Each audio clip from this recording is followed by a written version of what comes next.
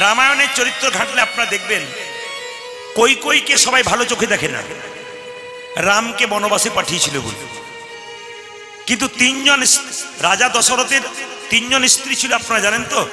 কিন্তু আপনারা হয়তো জানেন না, রাজা দশরথের আরো 750টা স্ত্রী ছিল, রানী ছিল। তিনজন প্রধান ছিল, কে কে? কৌশল্যা, কৈকেয়ী, সুমিত্রা। কৈকেয়ীকে আপনারা ভালো চোখে দেখেন না, কিন্তু কৈকেয়ীর মতো পতিব্রতা নারী খুব কম আছে। আমার দিকে তাকাবেন, কৈকেয়ীর মতো পতিব্রতা নারী খুব কম। কারণ শম্বাসুরের সঙ্গে যখন যুদ্ধ হয়েছিল, কার বলুন তো? দশরথ রাজার। তখন তার আঙুলটা ক্ষয় হয়ে গিয়েছিল, এদিকে তাকাবেন। তো আঙুলটা পচে যাচ্ছিল, তো কবিরাজ বলল, তখন তার ডাক্তার ছিল না, কবিরাজ বলল যে আঙুলটাকে চুষে চুষে যে লালার দিয়ে পরিষ্কার করতে পারবে, তাহলে কিন্তু রাজা দশরথের আঙুলটা ভালো হয়ে যাবে।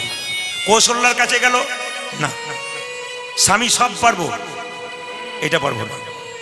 আচ্ছা সুমিত্রা, তুমি আর যা বলবে বলো, আমি সব পারবো। কিন্তু কৈকেয়ীর কাছে গেছে, স্বামী তুমি তো আমার সব, তোমার জন্য আমি কি না করতে পারি, এসো তোমার আঙুলটা দাও। কৈকেয়ীকে যারা অবজ্ঞা করে তাদের জন্য বললাম, কৈকেয়ীর চরিত্রটা দেখুন, পতিব্রতা নারী, ইতিহাসে লেখা আছে। আঙুলটাকে চুষে চুষে আঙুল ভালো করে দিল। রাজা দশরথ আনন্দ করে বলল, শোনো তুমি সময় মতো আমার কাছে দুটো বর চেয়ে নিও, যা চাইবে আমি দিয়ে দেবো। স্ত্রী বলে উঠলো, স্বামীর কাছে আবার চাইতে হয় নাকি? আমার তো কর্তব্য তোমাকে ভালো করে দেওয়া, তা আমি তোমাকে চাইবো কেন? না না, তোমার যদি প্রয়োজন হয় তুমি চাইতে পারো, কোনো অসুবিধা নেই। আচ্ছা ঠিক আছে, সে সময় মতো হবে, কোনো অসুবিধা নেই। মায়েরা এইদিকে তাকাবেন, রাজা যখন রামচন্দ্র রাজা হবে, দশরথ কিছু মনে করবেন না, একদিন দশরথ সিংহাসনে বসে নিজেকে দেখছে আয়নার মাধ্যমে, এখানকার চুলগুলো পাক ধরে গেছে। তাকান আমার দিকে, এখানকার চুলগুলো পাক ধরে গেছে, আর আমার রাজমুকুটটা হেলে যাচ্ছে। রাজা দশরথ দেখছে, মানে রাজা দশরথ বুঝতে পারলো যে আমার আর রাজা হয়ে লাভ নেই, রাজমুকুটটা আমার কাছে থাকতে চাইছে না, এবার রামকে রাজা করে দেবো।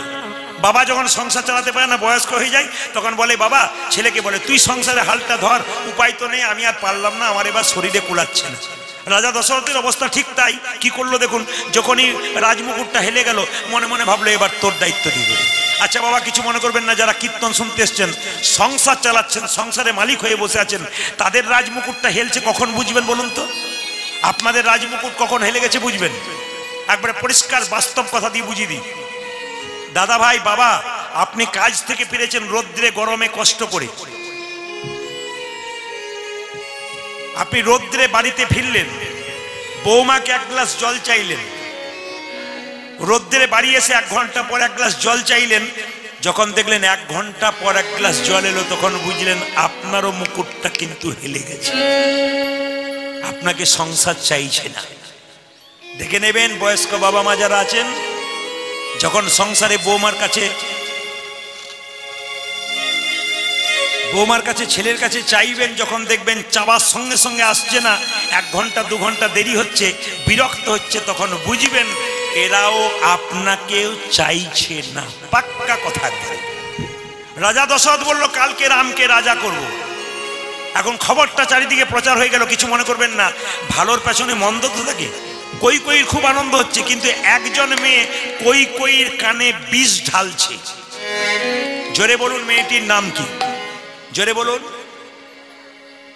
এমন ভাবে বলছেন যেন আপনাদের পাড়ার লোক বোধ হয়। কুজি মন্থরা কানের মধ্যে, কৈকেয়ী তুই সেবা করেছিলি, তো 2টো বর পাওনা ছিল না? বলে হ্যাঁ ছিল। তা কৌশল্যা রাম যদি রাজা হয়, কৌশল্যা রাজমাতা হবে, তুই ভিখারিনী হয়ে যাবি, কি দরকার আছে? বলে এক কাজ কর, আজকে তুই বাড়িতে গিয়ে না বালিশে মুখ লুকিয়ে কাঁদবি। রাজা ভাববে সবাই আনন্দ করছে, রাম রাজা হবে, কৈকেয়ী কাঁদে কেন? যে আমার যত্ন করলো, তোর কাছে কিছু চাইবে, যে কি ব্যাপার তুমি বলো কি চাইছো, কাঁদছো কেন? তখন তুই চেয়ে নিবি, বিষ ঢেলে দিয়েছে কানে। আমি আপনাদের বলে যাই, যারা কীর্তন শুনছেন, কখন আসতে পারবো না পারবো আপনাদের বলতে পারবো না। আমার সময়ের খুব চাপ, এত চাপ প্রতি জায়গাতে, আমার প্রচন্ড চাপ আছে, কিন্তু আমি আগামীবার থেকে এত চাপ নেবো না। কারণ 365 দিনে 330 দিন গান করা মানে খুব কঠিন পরিশ্রমের ব্যাপার। শুধু আপনাদের আসনে প্রত্যেকটি রাজ্যে রাজ্যে, প্রত্যেকটি জেলায় জেলায় আগামীবার আমি বিদেশে যাব, এত চাপ আমার পক্ষে নেওয়া সম্ভব নয়। তো আপনাদের কাছে নিবেদন রইল, যদিও আগামীবারে কিছুটা আমি কমিয়ে দেবার চেষ্টা করবো, অতটা চাপ নেবো না, কিন্তু আসতে পারি না পারি আপনাদের একটা কথা আপনাদের বলে দিয়ে মায়েরা, এই জগতে কোনো মানুষ যদি সংসারে বিষ খায় তো হসপিটালে গেলে তার বাঁচার চান্স আছে, কিন্তু এ সংসারে কোনো মেয়ে ভালো কর্ম করছে, সংসারটাকে ধরে রেখেছে, তার কানে যদি পাড়ার কেউ বিষ ঢালে ওই একা মরে না, ওটা সংসারটা নষ্ট হয়ে যায়। ওই জন্য বারবার আপনাদের বলে দিয়ে যাই, কারো কানের কথা, মুখের কথা নেবেন না কানে। আপনি সংসারটা ভালো চালাচ্ছেন, ও দেখতে পাচ্ছে না, আপনার কানে তোর স্বামী রোজগার করছে, তোর দেওয়ার বসে বসে খাচ্ছে, বলতে পারছিস না, অত বড় চেহারা নিয়ে ঘরে বসে খাচ্ছে, খেটে খেতে বল, তুই দিবি কেন? তখন তো আপনার মনে জেগে যাবে, সত্যি তো ঠিক বলছে। এই যে বিষ ঢালছে আপনার কানে, আপনি মহিষী নারীর মতো সেবা করছেন বাড়িতে, আপনার নাম আছে পাড়াতে, আপনাকে নষ্ট করছে, মানে আপনি বুঝতে চেষ্টা করতে হবে আপনার কানে বিষ দিচ্ছে। এই বিষ আপনি নেবেন না।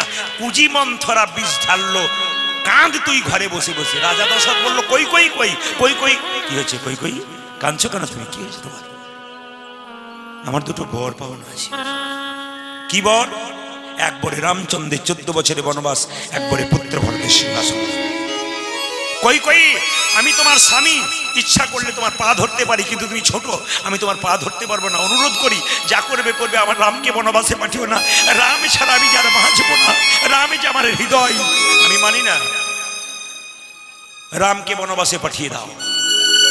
কিন্তু কিছু মনে করবেন না, এর মধ্যে শিক্ষা আছে, প্রত্যেকটি কথার মধ্যে শিক্ষা আছে। আজকে বসে বসে কীর্তন শুনছেন, শুধু এখানে নয়, প্রতিটি জায়গাতে মানুষ হাঁ করে সরে কেন, প্রত্যেকটা কথার মধ্যে একটা করে শিক্ষা আছে। কি শিক্ষা আছে? যদি কেউ কাউকে গালাগাল দেয়, ধরুন আপনি আমাকে গাল দিয়ে দিলেন, আমি তো বাড়ি চলে গেলাম, কিন্তু গালাগাল দেওয়ার পর বাড়িতে গিয়ে যদি আফসোস করেন, খুব ভুল করলাম গো, আমার খুব অন্যায় হলো, বলে ফেলেছি, একবার ফোন করে বলি, দাদা আমার অন্যায় হয়ে গেছে। যদি এরকম বিবেক কারো থাকে, তাহলে আপনি মানুষ হয়ে গেলেন। আর যদি মনে করেন বলেছি ভালো করেছি, আরো বলবো, ও আসুক, ওকে হাজারটা বলবো, আপনি ধ্বংস হয়ে গেলেন। কিন্তু আপনি খারাপ কাজ করার পর যদি আপনার ভেতরে একটা বিবেক জন্মায় যে আমি ভুল করেছি, আপনি মানুষ হবার চান্স পাবেন। কই কই মা বলার পর থেকে ঘরে কাঁদছে রাত্রিবেলায়, আমি রামকে বনবাসে পাঠানোর কথা বললাম, কেউ জানতে পারুক আর না পারুক, অন্তর্যামী রাম জানতে পারলেন। সারা রাত্রি কই কই ঘুমায় নাই, কি করে সকালে বলবো রামের বনবাস, রাজ্যাভিষেক হবে, কি করে বলবো? কই কই ছটফট করছে, ভগবান রাম মনে মনে ভাবছে, মা তুমি যতই কাঁদো, যে যত কাঁদে, আমি যে তার কাছে তত যাই। রাত্রি 12টার সময় দরজায় ধাক্কা, মা তুমি কেমন আছো?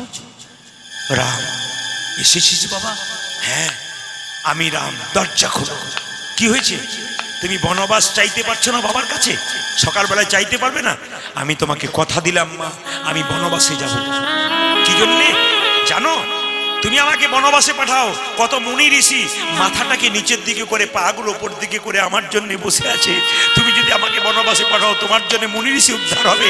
কথা দিলাম মা, 14 বছর বনবাস থেকে যখন ফিরে আসবো, সব 3 জন মা আমাকে দেখতে যাবে, নিতে আসবে, সবার আগে তোমাকে প্রণাম করব, তোমার জন্য আমি মুনি ঋষিকে উদ্ধার করতে পেরেছি, প্রথম তোমাকে প্রণাম করব।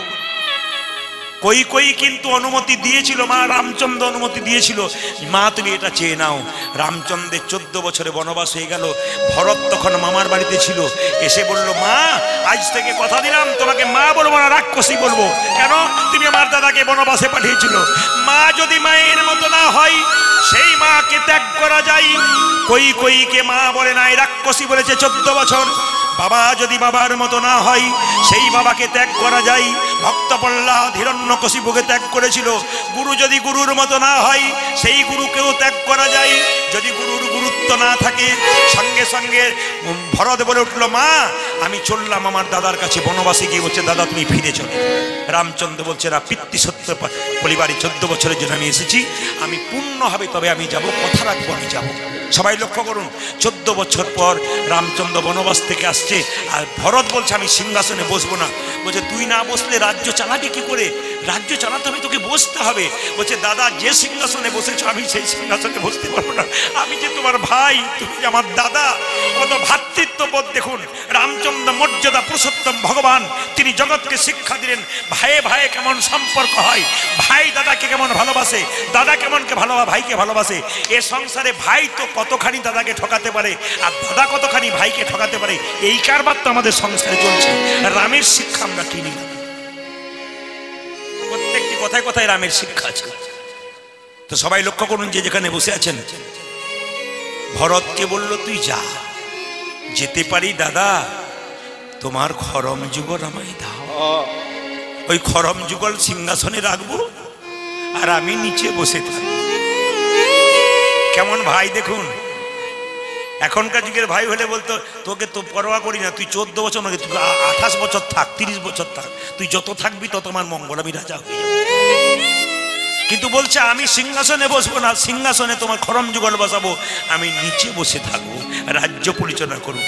14 বছর পূর্ণ হয়ে গেল। মা বিমাতা কই প্রত্যেক দিন কেঁদেছিল, রাম তোকে বনবাসে পাঠানোর পর থেকে ভেতরটা কুড়ে কুড়ে খাচ্ছে, তবে তুই যেদিন 14 বছর পর বনবাস থেকে আসবি, সেদিন আমি বাম হাতে নেবো বিষের ভাণ্ড, ডান হাতে নেবো নবনীর ভাণ্ড। তুই আমায় মা বলে ডাকলে নবনীর ভাণ্ডটা তোর মুখে তুলে দেবো, আর মা বলে না ডাকলে বিষের ভাণ্ডটা আমার মুখে দিয়ে তোর চরণ তলে প্রাণ বিসর্জন করবো। তবু তো বুঝবো মৃত্যু আমার যেখানে সেখানে হয় নাই, ভগবানের চরণ তলে হয়েছে আমার মৃত্যুটা। কই বললো তুই আমায় মা বলে ডাকলি, আমার গর্ভে জন্ম নিস নাই, তুই আমায় মা বলেছিস, কত আমার আনন্দ হলো। রাম কেউ কোথাও নেই, আমাকে কথা দে, কি আমার গর্ভে জন্ম নিয়ে আমার দুগ্ধ পান করে তুই আমায় নারী জন্ম সার্থক করবি, কথা দিলাম।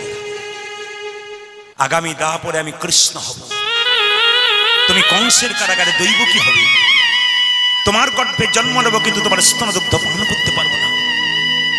দৈব কি বললো, বাবা আমার স্তনদুগ্ধ পান করবি না কেন? মনে পড়ে একটা অন্যায় তুমি করে ফেলেছিলে।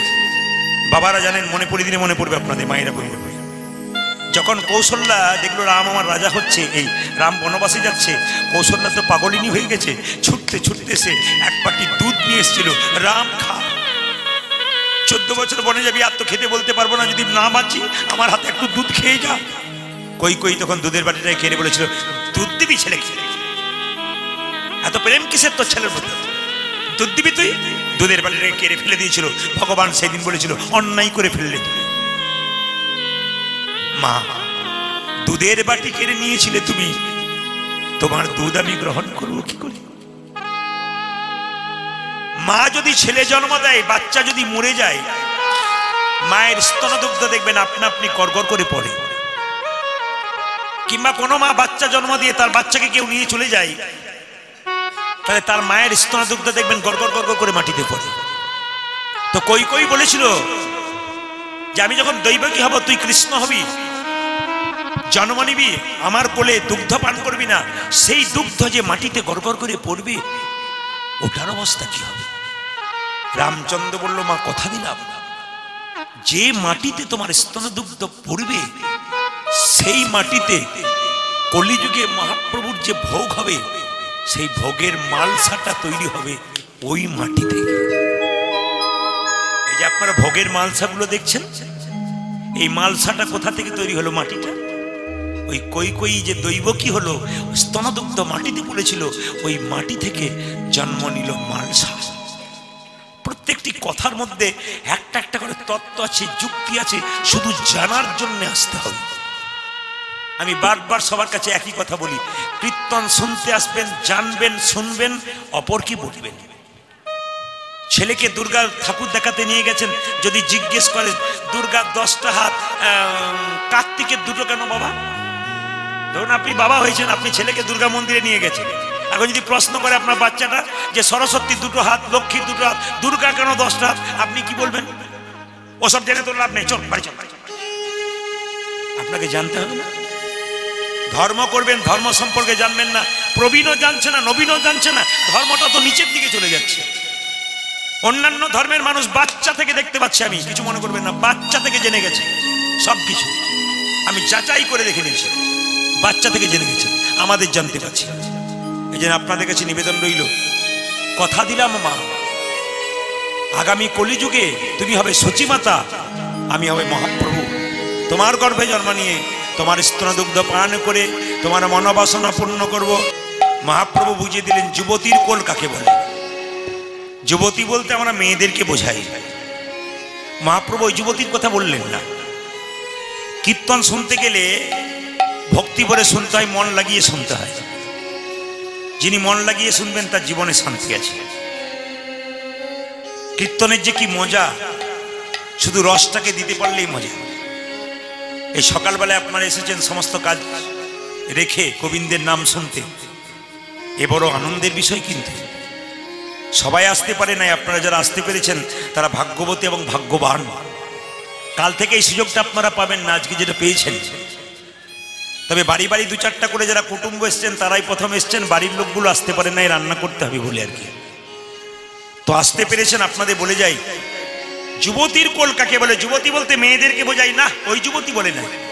একটা মেয়ে বছরে একটা বাচ্চা জন্ম দেয়, একসঙ্গে কোনো মেয়ে তিনটে বাচ্চার জন্ম দেয়, এদের যুবতী বলছে না। মহাপ্রভু বলছে সেই যুবতী যার কোলে প্রত্যেক দিন লাখ লাখ কোটি কোটি বাচ্চার জন্ম হয়, তিনি হচ্ছেন পৃথিবীর যুবতী।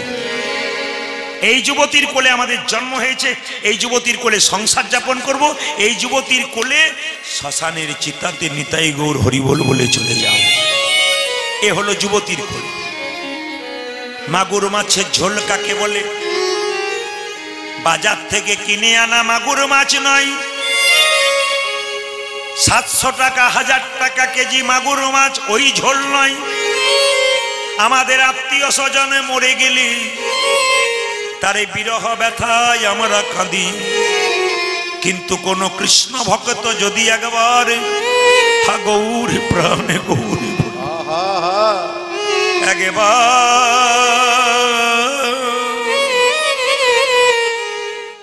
গোবিন্দ তোমার হলাম বলি, দুটি নয়ন জলে,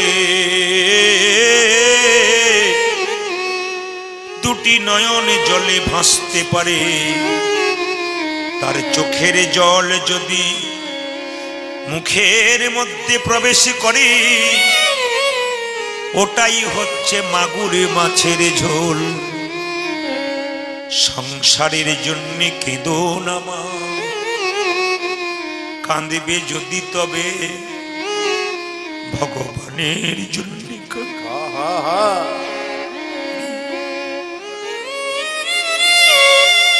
ছেলের জন্য কাঁদবে, মেয়ের জন্য কাঁদবে, শেষে ছেলে মেয়ে শেষ জীবনে বলবে তুমি আমার জন্য করেছ কি। তুমি মনে মনে ভাববে যার জন্য করি চুরি সে কিনা বলে চোর। তখন আপনার কান্নাতে জ্বালা ধরবে, বেদনা ধরবে, ব্যথা ধরবে। কিন্তু যদি মন্দিরে গিয়ে সন্ধ্যাবেলায় গোবিন্দের চরণ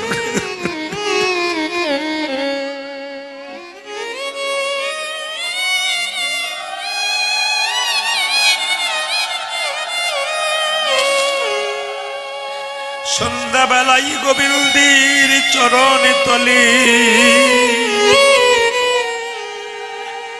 একবার কেউ যদি কৃষ্ণ বলে কাঁদতে পারে গো, হে গোবিন্দ তোমার,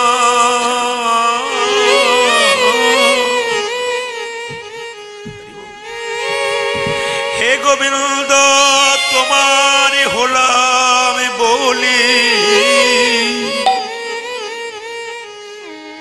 একাই এসেছি একাই যাব।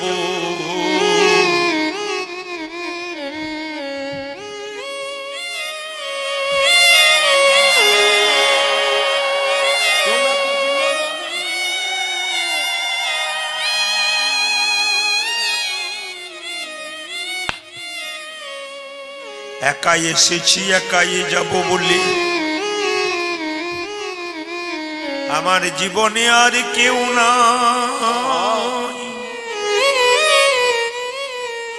বড় সত্য কথাটা আপনার সামনে তুলে ধরছি। যাদেরকে সংসার মেলায় নিয়ে এত আনন্দ করছেন, শ্মশান ঘাটে তারা আপনার সঙ্গে পর্যন্ত যাবে, আসার পর আপনাকে ছুঁয়েছে বলে স্নান করবে। 15 দিন পেরিয়ে গেলে, ভোজ কাজ পেরিয়ে গেলে, যার জন্য এত কাঁদলে তার মুখ থেকে আবার হাসি ফুঁসবে, নাচবে, সবকিছু করবে, শুধু তুমি চলে যাবে। কাঁদতে যদি হয় তবে গোবিন্দের চরণে ধরি, মীরা রানীর মতো কেউ যদি একবার কাঁদতে পারে, তারে মানব জনম সফল হবে গো। সংসারের জন্য কেঁদে দেখবে, চোখ থেকে জল পড়বে, সেই জল চোখের কোণ দিয়ে পড়বে, স্পর্শ করলে গরম লাগবে, মুখের মধ্যে প্রবেশ করলে নোনা নোনা ভাব লাগবে। কিন্তু কৃষ্ণ বলে কেউ যদি একবার কাঁদতে পারে, তার চোখের জল চোখের কোণ দিয়ে পড়ে না, চোখের মাঝ দিয়ে পড়ে। সে জল গরম হয় না, শীতল হয়। সে জল মুখের মধ্যে প্রবেশ করলে মিষ্টি মিষ্টি ভাব লাগে। তাই কৃষ্ণ বলে কেউ যদি কাঁদতে পারে, সেই জল মুখের মধ্যে প্রবেশ করলে ওটার নাম মাগুর মাছের ঝোল হয়ে যায়। মহাপ্রভু সঙ্গে সঙ্গে বললেন যে, বৃদ্ধ তুমি বুঝতে পেরেছো? মানে হ্যাঁ, বুঝতে পেরেছি। প্রভু তুমি এত বড় দয়া, তুমি যদি না আসতে তাহলে আমাদের বোঝাতো কি? তুমি আমাদের ছেড়ে যেও না প্রভু, তুমি যে আমার সব, আমার মন প্রাণ সব। বাবা, আমি আপনাদের শুধু একটা কথা বলতে চাই, আপনি বৈষ্ণব হন, আপনি ভক্ত হন, যাই হন না কেন, ভেতর থেকে একটা জিনিস আপনাকে সরাতে হবে, অহংকার।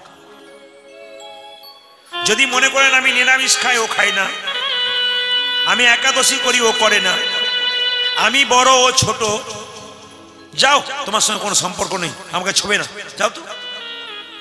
মহাপ্রভু শিক্ষা দেয়নি। যারা এইসব করে তাদেরকে ডেকে নিয়ে আসবেন আমার কাছে, মহাপ্রভু শিক্ষা দেয়নি। মহাপ্রভু বলেছেন, আপনি আচরি ধর্ম অপরে শেখাই, আপনি না আচরিলে অপরে শেখানো না যায়। জগাই মাথায় পার মাতাল ছিল, মদে ডুবে থাকতো, মহাপ্রভু তাদের কোল দিয়ে দিল, কই বলে নাই তো তোমরা মদ খাও বলে দূরে সরে যাও। মহাপ্রভু বলতে চাইছে, তুমি নিরামিষ খাও, আরেকজনকে বলো তুমিও খাও, চেষ্টা করো। তুমি একাদশী করো, ও করে না, ওকে বারবার বলো বাবা তুমিও করো, ওকে বাড়িতে ডেকে এনে বোঝাও। এটা মহাপ্রভু শিক্ষা দিয়েছে। মহাপ্রভু শিক্ষা দেয় নাই যে তুমি করো না বলে তোমাকে অবজ্ঞা করলাম, আমি বড় তুমি ছোট। এটা মহাপ্রভু কোনো জায়গায় শিক্ষা দেয় নাই, তার প্রমাণ দিয়ে দিয়েছি। কে বলুন তো? না, কাঁদির লালা বাবা, তিনি বৃন্দাবনে চলে গেলেন সংসার ছেড়ে। তারপর তিনি ভিক্ষাবৃত্তি আরম্ভ করলেন। দরজায় দরজায় ভিক্ষা যায়, কিন্তু একজনের বাড়িতে ভিক্ষা করতে যায় না, জগৎ শেঠের বাড়িতে। শুনবেন ভালো করে মায়েরা, তো জগৎ শেঠের বাড়িতে ভিক্ষা করে না, বাকি সব বাড়িতে ভিক্ষা করে। একদিন মহাপ্রভু তাকে জিজ্ঞেস করলেন, আচ্ছা, মহাপ্রভু তাকে মানে আকাশবাণী করে বললেন, আচ্ছা তুমি জগৎ শেঠের বাড়ি যাও না কেন? জগৎ শেঠের বাড়ি যাও না কেন? সবার বাড়ি যাও। ওই যে ওদের সঙ্গে জমিদারির একটা আমাদের গন্ডগোল আছে প্রথম থেকে, ওই জন্য ওদের বাড়ি গেলে আমার ওই কথাটা মনে পড়ে যায়, তাই ওদের বাড়ি যায় না, বাকি বাড়িগুলোতে ভিক্ষা করে। মহাপ্রভু বললো, তোমার আর কৃষ্ণ পাওয়া হবে না। বলে কেন? এখনো জমিদারির রক্ত, এখনো অহংকার তোমার ভেতরে আছে, তুমি ওদের বাড়িতে গিয়েই থমকে যাচ্ছ। তার মানে তোমার ভেতরে কোনো অহমিকা আছে, তোমার কৃষ্ণ পাওয়ার কোনো চান্সই নেই। এই জন্য ভেতরে যদি কারো অহমিকা থাকে, কৃষ্ণ পাবার চান্স তার কোনোদিন নেই। আপনি নিজেকে বড়, অন্যকে ছোট ভাবলে কৃষ্ণ পাওয়ার কোনো চান্স নাই। মহাপ্রভু শিক্ষা দেয় নাই, কোনো জায়গাতে লেখা নাই, অথচ আমরা অনেকে করে বেড়াই। মহাপ্রভু সবাইকে কোল দিয়েছে, পতিতকে কোল দিয়েছে, চণ্ডালকে কোল দিয়েছে, যারা মাছ মাংসে ডুবে থাকতো তাদেরকে কোল দিয়েছে, যারা মদে ডুবে থাকতো তাদেরকে কোল দিয়েছে। আর আমি নিরামিষকে, আমাকে আপনাকে আমি ছোট ভাববো, আমি বড় ভাববো, আমার কখনো কৃষ্ণ পাওয়া হতে পারে? ভগবান ক্ষমা করবে না। তাই যিনি কৃষ্ণ ভক্ত হন তিনি একেবারে নরম হন। যত নরম হবেন, হৃদয় যত ভালো হবে, গোবিন্দের জায়গাটা, বসার জায়গাটা ভালো হবে। ভালোবাসা যায় না সবাইকে। আপনি ভালোবাসবেন কখন? আপনার বাসাটা যখন ভালো হবে। টাকার জন্য কাউকে ভালোবাসছে, সম্পদের জন্য ভালোবাসছে, ওই ভালোবাসা নয়। এই বাসাটা যার ভালো, সে ভালোবাসতে পারে পৃথিবীর সবাইকে। চিন্তামণির বাসা ভালো ছিল, বিল্বমঙ্গল ঠাকুরকে ভালোবেসেছিল। ও চাওয়াতে কোনো চাওয়া ছিল না, পাওয়া ছিল না, শুধু দিতে শিখেছিল, নিতে জানে না। রানী রজকিনীর মেয়ে চণ্ডীদাসকে ভালোবেসেছিল। রানী রজকিনীর মেয়ে হয়ে ঠাকুর চণ্ডীদাসকে কি করলেন? পদকর্তা তৈরি করলেন। কেন? নারী যদি নারীর মতো হয় তবে পুরুষকে উপরে ওঠায়, নারী যদি আনারী হয় তবে পুরুষ নিচে নেমে যায়। এই জন্য একজন পুরুষ বড় হবার পেছনে নারী যদি না থাকে তবে পুরুষ কোনোদিন বড় হতে পারে না। 365 দিনের মধ্যে 330 দিন আমরা বাইরে থাকি। স্ত্রী যদি বলে না তোমার যাওয়া হবে না, তুমি ঘরে থাকো, তাহলে নারী যদি সঙ্গে না থাকে পুরুষ কোনোদিনই কীর্তন করতে পারবে না, বেড়াতে পারবে না। তার সমর্থন আগে দরকার আছে। তিনি পাশে থাকবেন, সবসময় সাহায্য করবেন, তবে নারীর নারীত্ব বোঝা যায়। নারী হতে গেলে এত সহজে নারী হওয়া যায় না। জয়দেব গোবিন্দচরণ পেত না যদি পদ্মাবতীর মতো নারী তার পাশে না থাকত। রামকৃষ্ণ পরমহংসদেব তিনি পরমহংস হতেন না যদি সারদা মায়ের মতো মা তার স্ত্রী তার পাশে না থাকত। এই জন্য প্রত্যেকটি মায়েদের কাছে আমার নিবেদন রইল, পুরুষ যদি কৃষ্ণ ভক্ত হয় আপনাকে কৃষ্ণ ভক্ত হতে হবে। একজন নারী যদি কৃষ্ণ ভক্ত হয়, পুরুষ যদি কৃষ্ণ ভক্ত না হয়, তাহলে নারী দেখবেন পুরুষকে কৃষ্ণ ভক্ত করবেই, একবার 100%। কিন্তু একজন নারী যদি বেঁকে বসে আমি কৃষ্ণ নাম করবো না, তুমি যা করছো করো, তাহলে সেই নারীকে সোজা করা পুরুষের পক্ষে খুব কঠিন হয়ে যায়। কিন্তু আমি আপনাদের বারবার বলি, নারী পুরুষ যুগলে, স্বামী স্ত্রী যুগলে কৃষ্ণ ভজন করুন। কেন? মা হচ্ছে মাটি, বাবা হচ্ছে বীজ। মাটি আর বীজ যদি ভালো হয় আপনার সন্তানটা যে ভালো হবে গো। শেষের লোককে দোষ দেবেন কেন? আমার ছেলেটা খুব বদমাইশ, কারো কথা শোনে না। আপনি আপনার চরিত্রটা ঘেঁটে দেখবেন তো, ছোট থেকে আপনি কেমন ছিলেন। নিজের দোষটা দেবেন না, সন্তানের দোষটা দিয়ে দেবেন। কেন দেবেন? আপনার রক্তের সন্তান, আপনি ভালো হবেন, আপনার সন্তান ভালো হবে না। কে বলেছে? মায়ের চলা যেমন হবে বাচ্চার চলা তেমন হবে, মায়ের বলা যেমন হবে। আমরা অনেক সময় ছেলে মেয়েদেরকে দোষ দিয়ে দিই। কেন দোষ দেবেন? আপনি দোষ করে বসে আছেন, আপনার ফসল ওই জন্য ভালো হয়নি। এই জন্য প্রত্যেকটি মা বাবার কাছে প্রদীপ পালের কর্তব্য হলো, আগে বীজ আর মাটি যদি ভালো হয় বাবা, তবে সন্তান রূপী ফসল কিন্তু নিতাই গৌর হরি বল রূপে ভালো হয়। আমাদের মনটা স্প্রিং চেয়ারের মধ্যে। রামকৃষ্ণ দেব বলছে, মাছি নর্দমাতেও বসে, আবার মিষ্টির দোকানে বসে। ওরে মন মাছি, বসাবি যদি তবে হরিনাম নামক মিষ্টির দোকানে বসা। সংসারে আন কথা পূর্বক নর্দমাতে বসাস না, হরিকথায় বসা, মনটা তোর ভালো হবে। যা একটা সুন্দর মন আছে পৃথিবীতে সে মানুষ। মায়েরা, এই যে পেপারে আপনারা দেখেন না বিশ্ব সুন্দরী, ওই মেয়েটা হয়েছে, নাম হয় না প্রতি বছরটা বিশ্ব সুন্দরী, পেপারে দেখেন না বিশ্ব সুন্দরী।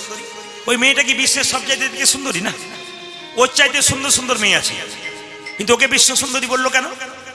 শুধুমাত্র দেখতে সুন্দর নয়, ওর গুণাবলীগুলো সুন্দর। কোন একজন নারী বা পুরুষ শুধুমাত্র দেখতে ভালো হবে হবে না, তার গুণটাকেও কিন্তু ভালো হতে হবে। রূপের পূজা মানুষ কিছুদিন পরে, তারপর গুণের পূজা সারা জীবন করে। রাধে রাধে। কিছু মনে করবেন না। যে মনে করে আমি দেখতে খুব সুন্দর বা সুন্দরী, তাকে বলবো আপনার বাড়িতে আপনার দাদু ঠাকুমার ছবিটা একবার দেখবেন গিয়ে। তোমার বয়সে ও সুন্দর ছিল, আজকে কি হয়েছে? তোমার জায়গায় তুমি ওই জায়গায় গেলে ওইখানেই পৌঁছাবে। ওই জিনিসটা কতদিন থাকবে? 20 থেকে 30 বছর, তারপর নিতাই গৌর হরি বল। কিন্তু গুণ থাকবে চিরকাল। ওরে মন মাছি, বসবি যদি তবে মিষ্টির নামক কুঞ্জ ভঙ্গ আমাদের হয়। যখন কৃষ্ণ কথা শুনছেন মন আমাদের বসে গেছে হরিবাসরে, যখন আবার সংসারে গেলেন ব্যাস। যেমন শ্মশান ঘাটে যখন দেখবেন মরা পড়ে। এই কয়েকদিন আগে আমার মা মারা গেছে, আমাকে দেখতে পাচ্ছেন আপনারা মস্তক মন্ডল। আমার মা মারা গেছেন 1 মাস 15-20 দিন। তো আমি যখন গিয়েছিলাম শ্মশান ঘাটে, আমি তখন মেদিনীপুরে গান করছিলাম। তো গান করতে করতে আমি বাড়িতে শুনলাম মা খুব অসুস্থ, এমনি অসুস্থ অবস্থায় পড়েছিল, নার্সিংহোমে আইসিইউতে ভর্তি করা হয়েছিল। তো আমাকে যখন খবর দেওয়া হলো, আমি যখন পৌঁছছি বাড়ি, ঠিক পৌঁছাতে যাবো, তখন নার্সিংহোম থেকে ফোন করছে, আপনার মা অবস্থা খুব খারাপ, আপনি তাড়াতাড়ি আসুন। আমি স্ট্যান্ডে আসবার আগেই কিন্তু আমার মা চলে গেছে, আমি মাকে দেখতে পাইনি। আপনাদের কাছে নিবেদন রইল, আপনাদের কাছে নিবেদন রইল যে যে জায়গাতে ছিলাম আমি, মা চলে গেল, পৃথিবীতে এসছি যখন যেতে হবে। কুঞ্জ ভঙ্গের কথা আপনাদের বললাম, কুঞ্জ বর্ণনা আপনারা শুনুন। হ্যাঁ, তো শ্মশান ঘাটে যখন গেলাম, এদিকে তাকাবেন, তখন দেখতে পাচ্ছি একজন 35 বছরের যুবক, সুন্দর চেহারা, সাদা ফিট, হেমোপ্যাথি ডাক্তার, কোনো কারণে স্ট্রোক হয়ে গেছে, পুড়ছে আগুন।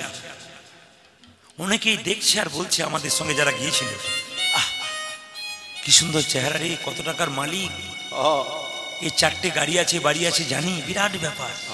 এ দেখ আগুনে কেমন পুড়ছে, এর স্ত্রী বাড়িতে এখন রয়ে গেল, ওই যে শেষ বিদায় দিয়ে দিয়েছে, আর এখানে এসে দেখতে পেল না ও কেমন জল করে পুড়ে যাচ্ছে। স্বামী হলে আসতো, স্বামী হলে আসতো, দেখতো লাস্ট পর্যন্ত স্ত্রী কেমন পুড়ছে। স্ত্রী তো আর আসতে পারে না, অত সুন্দর দিব্যাঙ্গ দেহটা পুড়ছে। আমার পাশের বাড়ির ছেলেরা আমাকে বলছে, দাদা এই লোকটার 4 চাকা গাড়ি 4টে আছে, আমি জানি, বিরাট বাড়ি, প্রচুর সম্পত্তি, এ মরে গেল, আমাদের কিছু নেই, বাড়িতে গিয়ে আর কি ঝগড়াঝাটি করে কি লাভ আছে, আর এবার সারা জীবন কোনো রকমে কাটিয়ে দিলে হলো, আর কি, আর ভালো লাগে না। এই বাবা আস্তে, তো সবাই লক্ষ্য করুন, যেই না যে ছেলেটি আমাকে বলছিল, দাদা যে লোকটা পুড়ে গেল জল করে, এত টাকার মালিক, আমাদের সংসারে গিয়ে আর কি করতে হবে, এসে দেখছি পাশের বাড়িতে, ও আমার পাশের বাড়িতে বাড়ি, আমার মা মারা গেছে, আমার তো দুঃখ, ও দেখছি ভাই ভাই ঝগড়া করছে। তা আমাকে ডেকেছে, দাদা তুমি এসো বিচার করে। বলে কেন?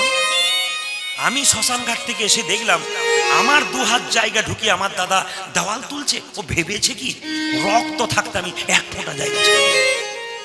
তুই যে বলছিলি রে শ্মশান ঘাটে সংসারে গিয়ে আর কি করবো, ভালো মানুষটা পুড়ে গেল, এত টাকার মালিক, আর তুই 2 হাত দেওয়াল নিয়ে ঝগড়া করছিস, 4 হাত জায়গা নিয়ে খালি ঝগড়া করছিস, রাধে রাধে, খালি ওই নিয়ে ঝগড়া। তো এখন কথা হচ্ছে, কিছু মনে করবেন না মায়েরা, শ্মশানে 1 ভাগ বই রাখবো, এখানে এসে সব শেষ। মানে আমাদের মনটা একবার তৈরি হয়, আবার ভেঙে যায়, কিন্তু রাধা গোবিন্দের কুঞ্জ কোনদিনে ভর্ণ হয় না। তো 3টি ইচ্ছা পূর্ণ করবার জন্য এলেন। প্রথম ইচ্ছা কি? রাধা রানীর প্রেম ঋণ। দ্বিতীয় ইচ্ছা কি? অধম জীবকে উদ্ধার। আর তৃতীয় ইচ্ছা কি? মায়ের মনোবাসনা পূর্ণ। প্রথম ইচ্ছা পূর্ণ করবার জন্য নিতাই চাঁদকে কলির জীবের দ্বারে পাঠালেন। নিতাই চাঁদ বললেন, যারা যারা হরিনাম করবে তারা 3টে নিয়ম পালন করবে। বলবো না বলাটাই ভালো,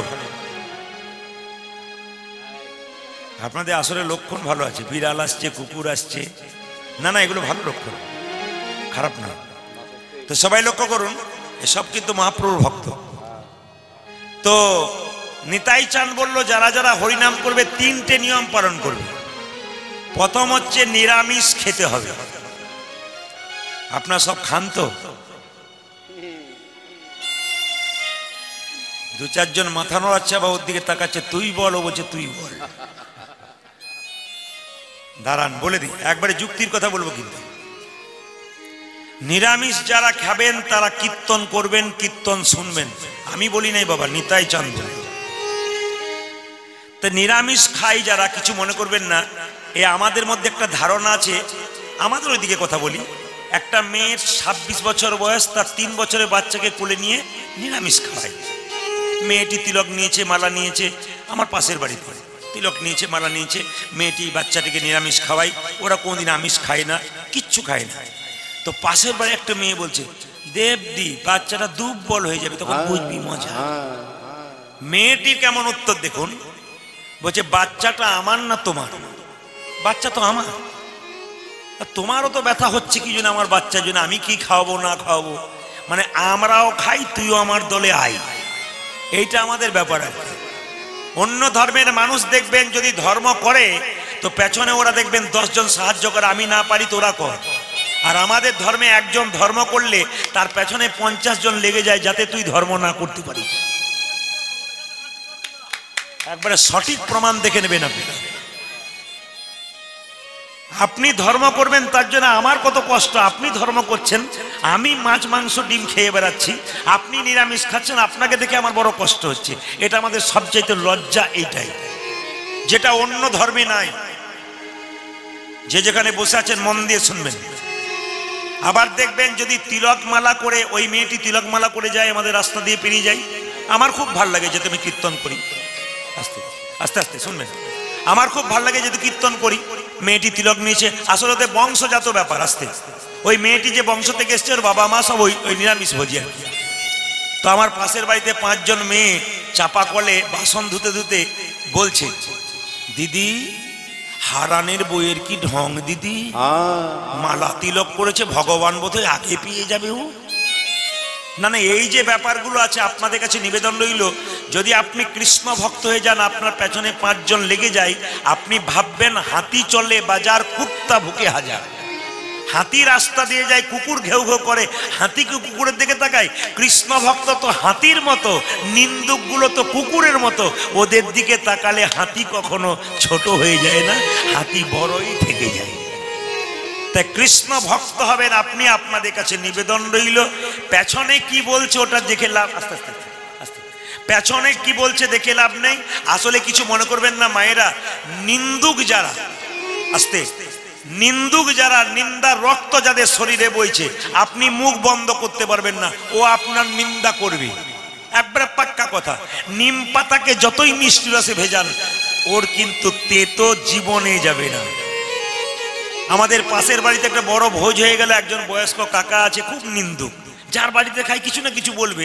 তো আমরা ভোজ টোজ খেয়ে বসে আছি সব, তো উনি আসছেন ভোজ খেয়ে, জিজ্ঞেস করলাম কাকা কেমন খেলে, তখন কাকা বলছে খেলাম, মানে কিছু বলবে আর কি, সবাই ভালো বলে গেছে, ও বলছে খেলাম, খেলে মানে কেমন খেলে, মানে পোলাওটা তো ভালো হয়েছিল, বাদামগুলো সব পোড়া পোড়া হয়ে গেছে, তারা সব ভালো পেয়েছে, বাদামগুলো পোড়া পোড়া হয়েছে, মানে কিছু একটা বের করতে হবে আর কি।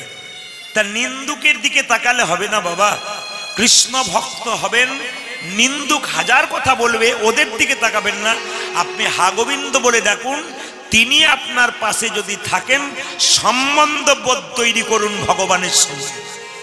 আমার কথা হচ্ছে সম্বন্ধবোধ তৈরি করুন। একটা ছেলে আপনার দরজায় গেছে, জল তৃষ্ণা পেয়েছে, শুনছো গো কে বাড়িতে আছো, একটু জল দাও তো। আর যদি বলে ও কাকিমা, বাচ্চা ছেলে তো, ও কাকিমা এক গ্লাস জল দাও তো, বলুন তো কোনটাতে প্রেম বেশি জাগবে? আমাকে কাকিমা বলে ডেকেছে, আয় বাবা আয় জল খা। তার মানে কি, সম্বন্ধ বোধ যদি তৈরি হয়, তাহলে দেখবেন প্রেমটা খুব তাড়াতাড়ি হয়।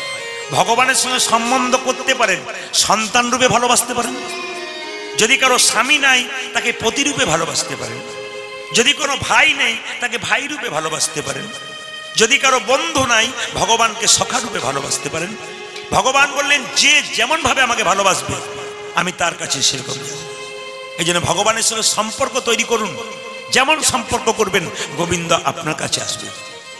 তো নিতাই চাঁদ বলল নিরামিষ খেতে হবে, কিছু মনে করবেন না, শব্দ নয়, ডান দিকে শব্দ হচ্ছে, এখানে একটু বলে দিন। তো শুনে নিন, নিতাই চাঁদ বলল নিরামিষ খেতে হবে, 1, 2 কি মিথ্যা কথা বলা ছাড়তে হবে। আপনারা কে কে মিথ্যা কথা বলা ছাড়তে পারবেন? বলে দিনের মাথায় 100টার মধ্যে 99টা বলি, কোনদিন 100টা হয়ে যায়। ঈশ্বরচন্দ্র বিদ্যাসাগর একটা বই আছে, বাবা লেখা আছে বর্ণ পরিচয়, তার পেছনে লেখা আছে সদা সর্বদা সত্য কথা বলিবে। ছেলেকে পড়াচ্ছে বাবা, খোকা পর, বলে কি সবসময় সত্য কথা বলতে হয়, সবসময় সত্য কথা বলতে হয়। ছেলে সকাল 6টা থেকে 9টা 3 ঘন্টা ওই লাইনটাই মুখস্থ করেছে। রাস্তায় যখন খেলা করছে তখন একজন পাওনাদার বলছে, হ্যাঁ রে খোকা তোর বাবা বাড়িতে আছে? বলে একবার দেখে আসি। বাবা, বলে কি? পাওনাদার তোমাকে ডাকছে। বলছে বাবা বলছে বলে দে আমি বাড়িতে নাই। তখন ছেলে বলছে পাওনাদার বাবা বললো যে বাবা বাড়িতে নাই। ছেলের সঙ্গে বাবা ঝগড়া হয়ে গেল, শেষে বাবা বললো যে তুই যে সত্য কথাটা বলে দিলি। বলছে বাবা তুমি তো আমাকে শেখাচ্ছিলে সবসময় সত্য কথা বলতে হয়। বলছে ওটা বই পড়ে মুখস্থ করে চাকরি পাওয়ার জন্য পড়াচ্ছিলাম, বাস্তবে ব্যবহার করার জন্য। তাই মায়েরা, গুরু মিলে লাখে লাখে, শিষ্য মিলে এক। উপদেশ দিতে পারে তো সবাই, নিতে পারে কজন? যে নিতে পারে তারই তো কাজ। দিতে পারলে হবে না, নিতে পারতে হবে, তবে আপনার কাজ আছে। তাহলে নিরামিষ খেতে পারবো না, মিথ্যা কথা বলা ছাড়তে পারবো না, গাভী দহন বন্ধ করতে হবে। আপনাদের এখানে ঘোষ আছে, গাভী দহন বন্ধ করা বলা যাবে না, অসুবিধা আছে। মহাপ্রভু নয় নিতাই চাঁদ বললো গাভী দহন, বাছুরগুলোকে বেঁধে গাভীর দুধ থেকে বিক্রি করে দেবে, তা বললে হবে না, বাছুরগুলো কষ্ট পাচ্ছে। তখনকার মানুষ বলল নিতাই চাঁদ মিথ্যা কথা বলা ছাড়তে পারবো না, নিরামিষ খেতে পারবো না, গাভী দহন বন্ধ করে দেবো না, কাল থেকে তোমার ঠ্যাং ভেঙে দেবো। নিতাই চাঁদ মহাপ্রভুর কাছে কি বললো, ভাই এরা কলির জীব, ক মানে কাম, লি মানে লিপ্ত, এরা কামে লিপ্ত, নামে লিপ্ত নয়, এদের হরিনাম দেবো কি করে? মহাপ্রভু বলল, দাদা এত নিয়ম বললে হবে না, একবার যদি কেউ বলতে পারে, জীব যদি একবার বলতে শুরু করে, ওকে আর আমিষ নিমা নিরামিষ বলতে হবে না, ও আপনা আপনি শুরু করে দেবে, শুধু বলতে বলা হয়। মহাপ্রভু বললেন, ওগো জীব, তোমাদের নিরামিষ খেতে হবে না, মিথ্যা কথা বলতে হবে না, গাভী দহন বন্ধ করতে হবে না, তোমরা এক কাজ করো, ধরো যুবতীর কোল, ধরো যুবতীর কোল, খাও মাগুর মাছের ঝোল, খাও মাগুর মাছের ঝোল, প্রেমানন্দে নিতাই গৌর হরি হরি, নিতাই গৌর হরি হরি। বুঝে বললেন না না বুঝে বললেন? আমি বললাম নিতাই গৌর হরি বল, ওটা মহাপ্রভু বলেছে, আপনারা বুঝে বললেন না বললেন? ধরো যুবতীর কোল, খাও মাগুর মাছের ঝোল, আর বলো প্রেমানন্দে হরি বল হরি বল।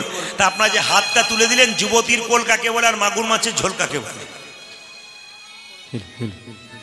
এ কথা আপনারা যেমন বুঝতে পারলেন না, একজন বৃদ্ধ ভক্ত জড়ো জড়ো হয়ে গেছে, চামড়াগুলো 80 বছর বয়স, একটা লাঠিকে হাতে নিয়ে মহাপ্রভুর কাছে বলছে, হ্যাঁ গো প্রভু, তুমি যে যুবতীর কোল ধরতে বললে, আমার চামড়া জড়ো হয়ে গেছে, 80 বছর বয়স, আমি যুবতীর কোল ধরবো কি করে? তাহলে কি হরিনাম করতে পারবো না? তুমি যে বলছো মাগুর মাছের ঝোল খেতে, আমি মাগুর মাছের ঝোল খেতে পারবো না, তাহলে কি হরিবল বলতে পারবো না? তাহলে আমি কি করব? অভিনন্দন জানালাম কীর্তন কমিটির কর্তৃপক্ষ যারা কীর্তন করাচ্ছেন, অশেষ ধন্যবাদ জানাই। হিন্দু সনাতন ধর্মকে ধরে রাখার একটা প্রথম প্রচেষ্টা কীর্তন। বৈষ্ণবের চরণে কোটি কোটি দণ্ডবত প্রণাম জানিয়ে, সাধুর চরণে কোটি কোটি দণ্ডবত প্রণাম জানিয়ে শুরু করলাম আজকে কুঞ্জবর্ণন লীলার গৌরচন্দ্রিকা। যখন আপনারা গুরুমন্ত্র ভজন করেন, প্রথম কিন্তু গুরুকে স্মরণ করতে হয়। মানে গুরুমন্ত্র ভজন করবার সময় যদি কেউ গুরুকে স্মরণ করে না করে, তবে তার গুরুমন্ত্র ভজন বৃথা হয়ে যায়। গুরু বিনা যে জন গোবিন্দ ভজে, সে পাপী নরকে মজে। এই জন্য আমি জানি আপনারা প্রত্যেকেই দীক্ষা নিয়েছেন। দীক্ষা মানে কৃষ্ণকে জানা, শিক্ষা মানে রাধাকে জানা। যিনি দীক্ষা নিয়েছেন তিনি কৃষ্ণকে জানতে পেরেছেন, আর যিনি দীক্ষা নিয়েছেন তিনি কৃষ্ণকে জানতে পেরেছেন, আর যিনি শিক্ষা নেবেন তিনি রাধাকে জানতে পারবেন। মায়েরা যারা শিক্ষা গ্রহণ করেন নাই, বাবারা যারা শিক্ষা গ্রহণ করেন নাই, শিক্ষা গুরুর কাছে মন্ত্র নেবেন, দেখবেন এক অনাবিল আনন্দ পাবেন। যারা নিয়েছে একমাত্র তারা ছাড়া কেউ জানে না।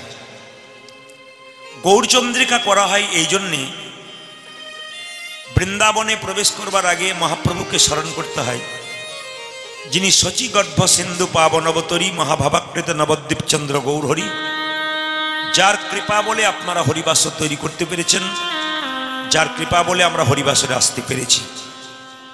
তাকে স্মরণ না করলে বৃন্দাবনে প্রবেশ করাটাই বৃথা। আজকে মহাপ্রভু জেগে বসেছেন বিভিন্ন পক্ষীকুলের রব শুনে।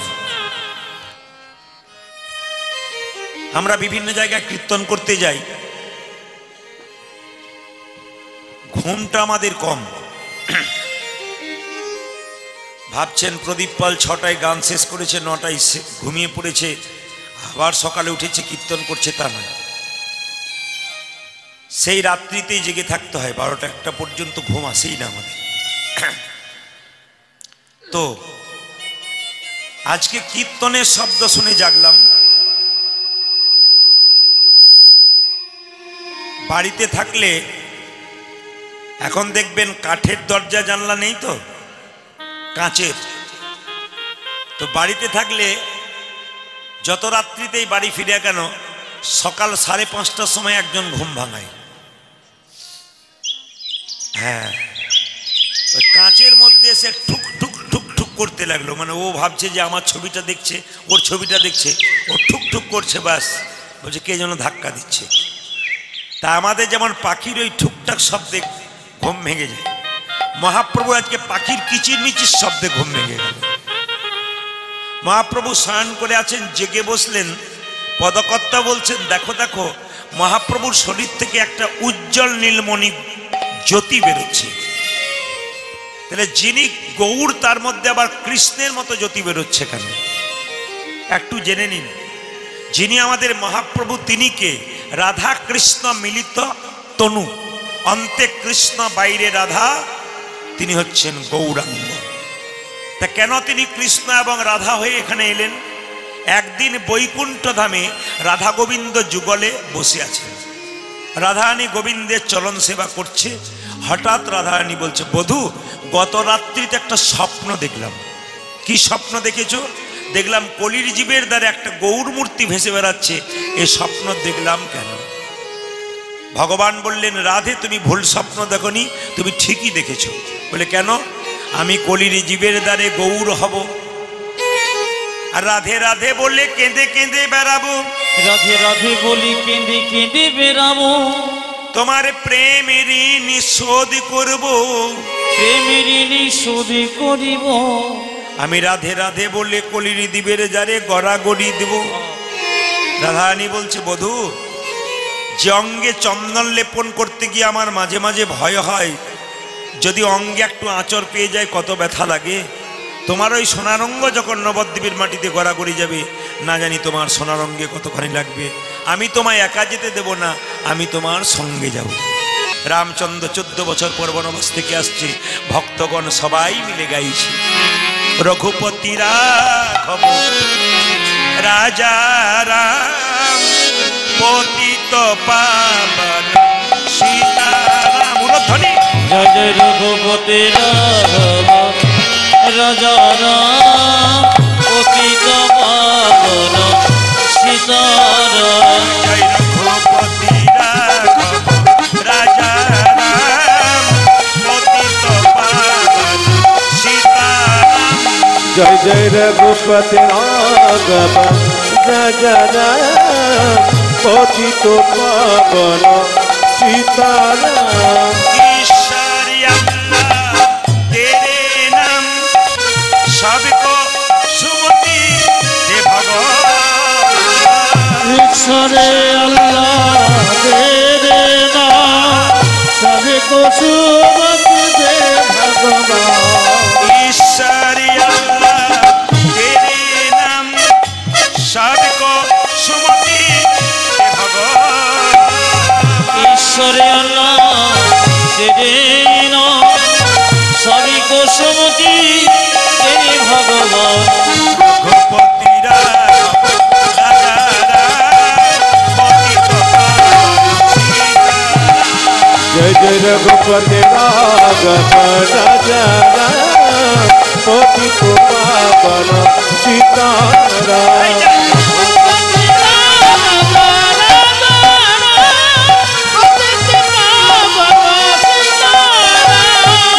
রামচন্দ্র বনবাস থেকে আসছে, কথা দিয়েছে তোমাকে আগে প্রণাম করব।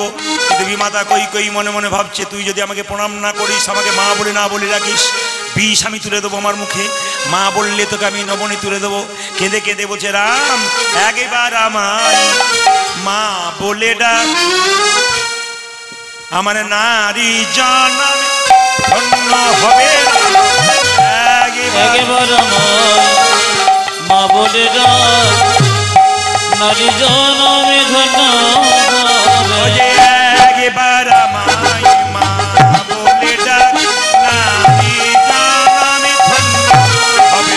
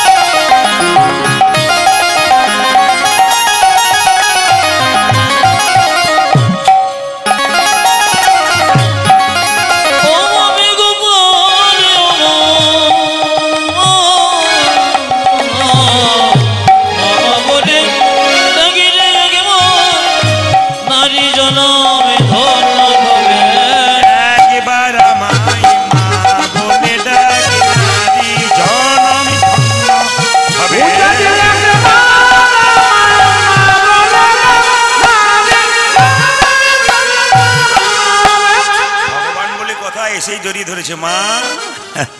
কিছু মনে করবেন না, অপরাধ নেবেন না। সতী নারীর কটা পতি হাত তুলে বলতে পারবেন? কীর্তন শুনছেন বহুদিন, কটা কটা কটা পতি? চারটে চারটে। মায়েরা দুটো বলেছে, দু চারজন এরকম করে 10টা দেখাচ্ছে। কপদ বলে কহপতি, কপতি সতী নারী। আচ্ছা তার আগে প্রশ্ন করি, সতী নারী কাকে বলে? সকালবেলায় ঘুম থেকে উঠে স্বামীর পা ছুঁয়ে যারা প্রণাম করে তারা সতী নারী। এখানে যারা কীর্তন শুনতে এসছেন, কে কে সকালে প্রণাম করেন হাত তুলে দেন। এতদিনে দাদারা মনে মনে ভাবছে আপনি আমাদের হয়ে বললেন, কেউ বলে না। এই কথাটি আমি আপনাদের নদিয়াতে পরশু তারিখে যখনই বলেছি যে কে কে সতী নারী আছেন সকালবেলায় প্রণাম করেন মা স্বামীকে, ঘুম থেকে উঠে হাত তুলে দেখান। একটি মেয়ে সামনে এসে বলছে, দাদা কিছু মনে করবেন না, আপনার কীর্তন আমি ফ্যান। দিন নাই রাত নাই সবার সময় আমি একটা চাকরি করি, যাই আমি গাড়িতে, আমি সবসময় আপনার গান শুনি। আপনার সব কথা রাখতে পারবো, একটা কথা রাখতে পারবো না। বলে কি কি কথা রাখতে পারবে না? বলছে ওই কথাটি রাখতে পারবো না, স্বামীকে প্রণাম আমি করবো না। বলে কারণ কি? বলছে আমার বাবার কান মূলে 10 লাখ টাকা নিচে, প্রণাম আমি করবো না। এটা একটা কথা হতে পারে, এটা একটা যুক্তি হতে পারে। তবে আপনারা যখন কীর্তন শুনলেন, আমি তো দুপুরবেলায় খেয়ে দে আমি নিতাই গৌর হরিবল বাড়ি চলে যাব। 12 দিন 10 দিন পর পর একবার বাড়ি যেতে হয়, আবার কাল থেকে বাঁকুড়া বেরিয়ে যাব। তো আপনাদের কাছে নিবেদন রয়েছে, আমি তো বাড়ি চলে যাব, আপনাদের একটা নির্দেশ দিয়ে যায়, আজকে কীর্তন শুনবেন, রাত্রিটা পেরোবে, কাল সকাল থেকে স্বামীকে সবাই প্রণাম করবেন। আর দাদারা সব পাগুলো একটু ধুয়ে মুছে শোবেন, ধুলোবালি যেন না থাকে, প্রণাম হবে। এখন কিছু মায়েরা প্রণাম কিন্তু করবেন। তবে একটা কথা বলে মায়েরা, স্বামী কাকে বলে আর পত্নী কাকে বলে? পত্নী কাকে বলে, স্বামী কাকে বলে? স্বামী যদি স্বামীর মতো হয় তাকে স্বামী বলা হয়, আর স্বামী যদি স্বামীর মতো না হয় তাকে আসামি বলা হয়। এতক্ষণে 2-4 জন বলছেন এই কথাটি ঠিক বললেন আপনি, কারণ যত গন্ডগোল তো ওনার সঙ্গে, আপনি যান তাহলে বুঝতে পারবেন। মায়েরা, স্বামী আর পত্নী, পত্নী পত্নীর মতো হয়। স্বামী যদি দূর থেকে আসে, তার সেবা করে, যত্ন করে, একে পত্নী। আর যদি বলে 1 গ্লাস জল দাও তো, গড়িয়ে খেতে পারছো না, ইনি কে বলুন তো? পেতনি। আপনাদের এখানে নাই, অন্য জায়গায় আছেন। তো কিছু মনে করবেন না, স্বামী স্ত্রীর সম্পর্কটা একটু বলবো, আপনারা কিন্তু মায়েরা কিছু মনে করবেন না, স্বামী স্ত্রীর সম্পর্ক বলবো, আপনারা হ্যাঁ হু দেবেন। স্বামী আপনাদের গুরু হয়, বাবারা কেউ বলবেন না, সবাই তাকিয়ে দেখুন যারা ডবল ডবল এসছেন ওনারা কি বলছেন। স্বামী আপনাদের গুরু হয়, এখানে ভয়ে কেউ বলছেন, অন্য জায়গায় হ্যাঁ হুম বলে, আর এখানে কিন্তু 2-4 জন বলছে, ওর পেছন দিকে তাকাচ্ছে, দেখি আমার দল ভারী হলো। স্বামী গুরু হয়। আপনারা তো মাথা নড়াচ্ছেন, দাদা ভাইরা মনে মনে ভাবছে, বাড়ি গিয়ে দেখবেন গুরু হয় না রচনা হয়। রচনা মানে আমি সিনেমার রচনা বলি নাই, মানে গরুর রচনা। গুরু হয় না রচনা হয়। আচ্ছা আপনার স্বামী আপনার দেবতা হয়? দাদারা বলছে তাহলে তো হয়েই গিয়েছিল। আচ্ছা আপনার স্বামী রোগের ওষুধ হয়? এইবার যা বলবা, আপনার স্বামী আপনার বাবা হয়? হয় নাকি? মায়েরা বাবা হয় না? যারা আমার কীর্তন শুনেছে তারা বলছে হয়, আর যারা শোনে নাই তারা বিচার করতে পারছে না হয় কিনা। স্বামী বাবা হয়, স্বামী আস্তে মোবাইল বন্ধ কর, নইলে একবারে নিতাই গৌর হরি বল। স্বামী বাবা হয়, স্বামী ভাই হয়, স্বামী ছেলে হয়, স্বামী বন্ধু হয়। প্রণাম কি দেখুন, ও কাজ করতে করতে হ্যাঁ হ্যাঁ দিয়ে যাচ্ছে। কিন্তু স্বামী বাবা হয়, স্বামী ছেলে হয়। কে বলেছিল? শাস্ত্র বলেছে। কে?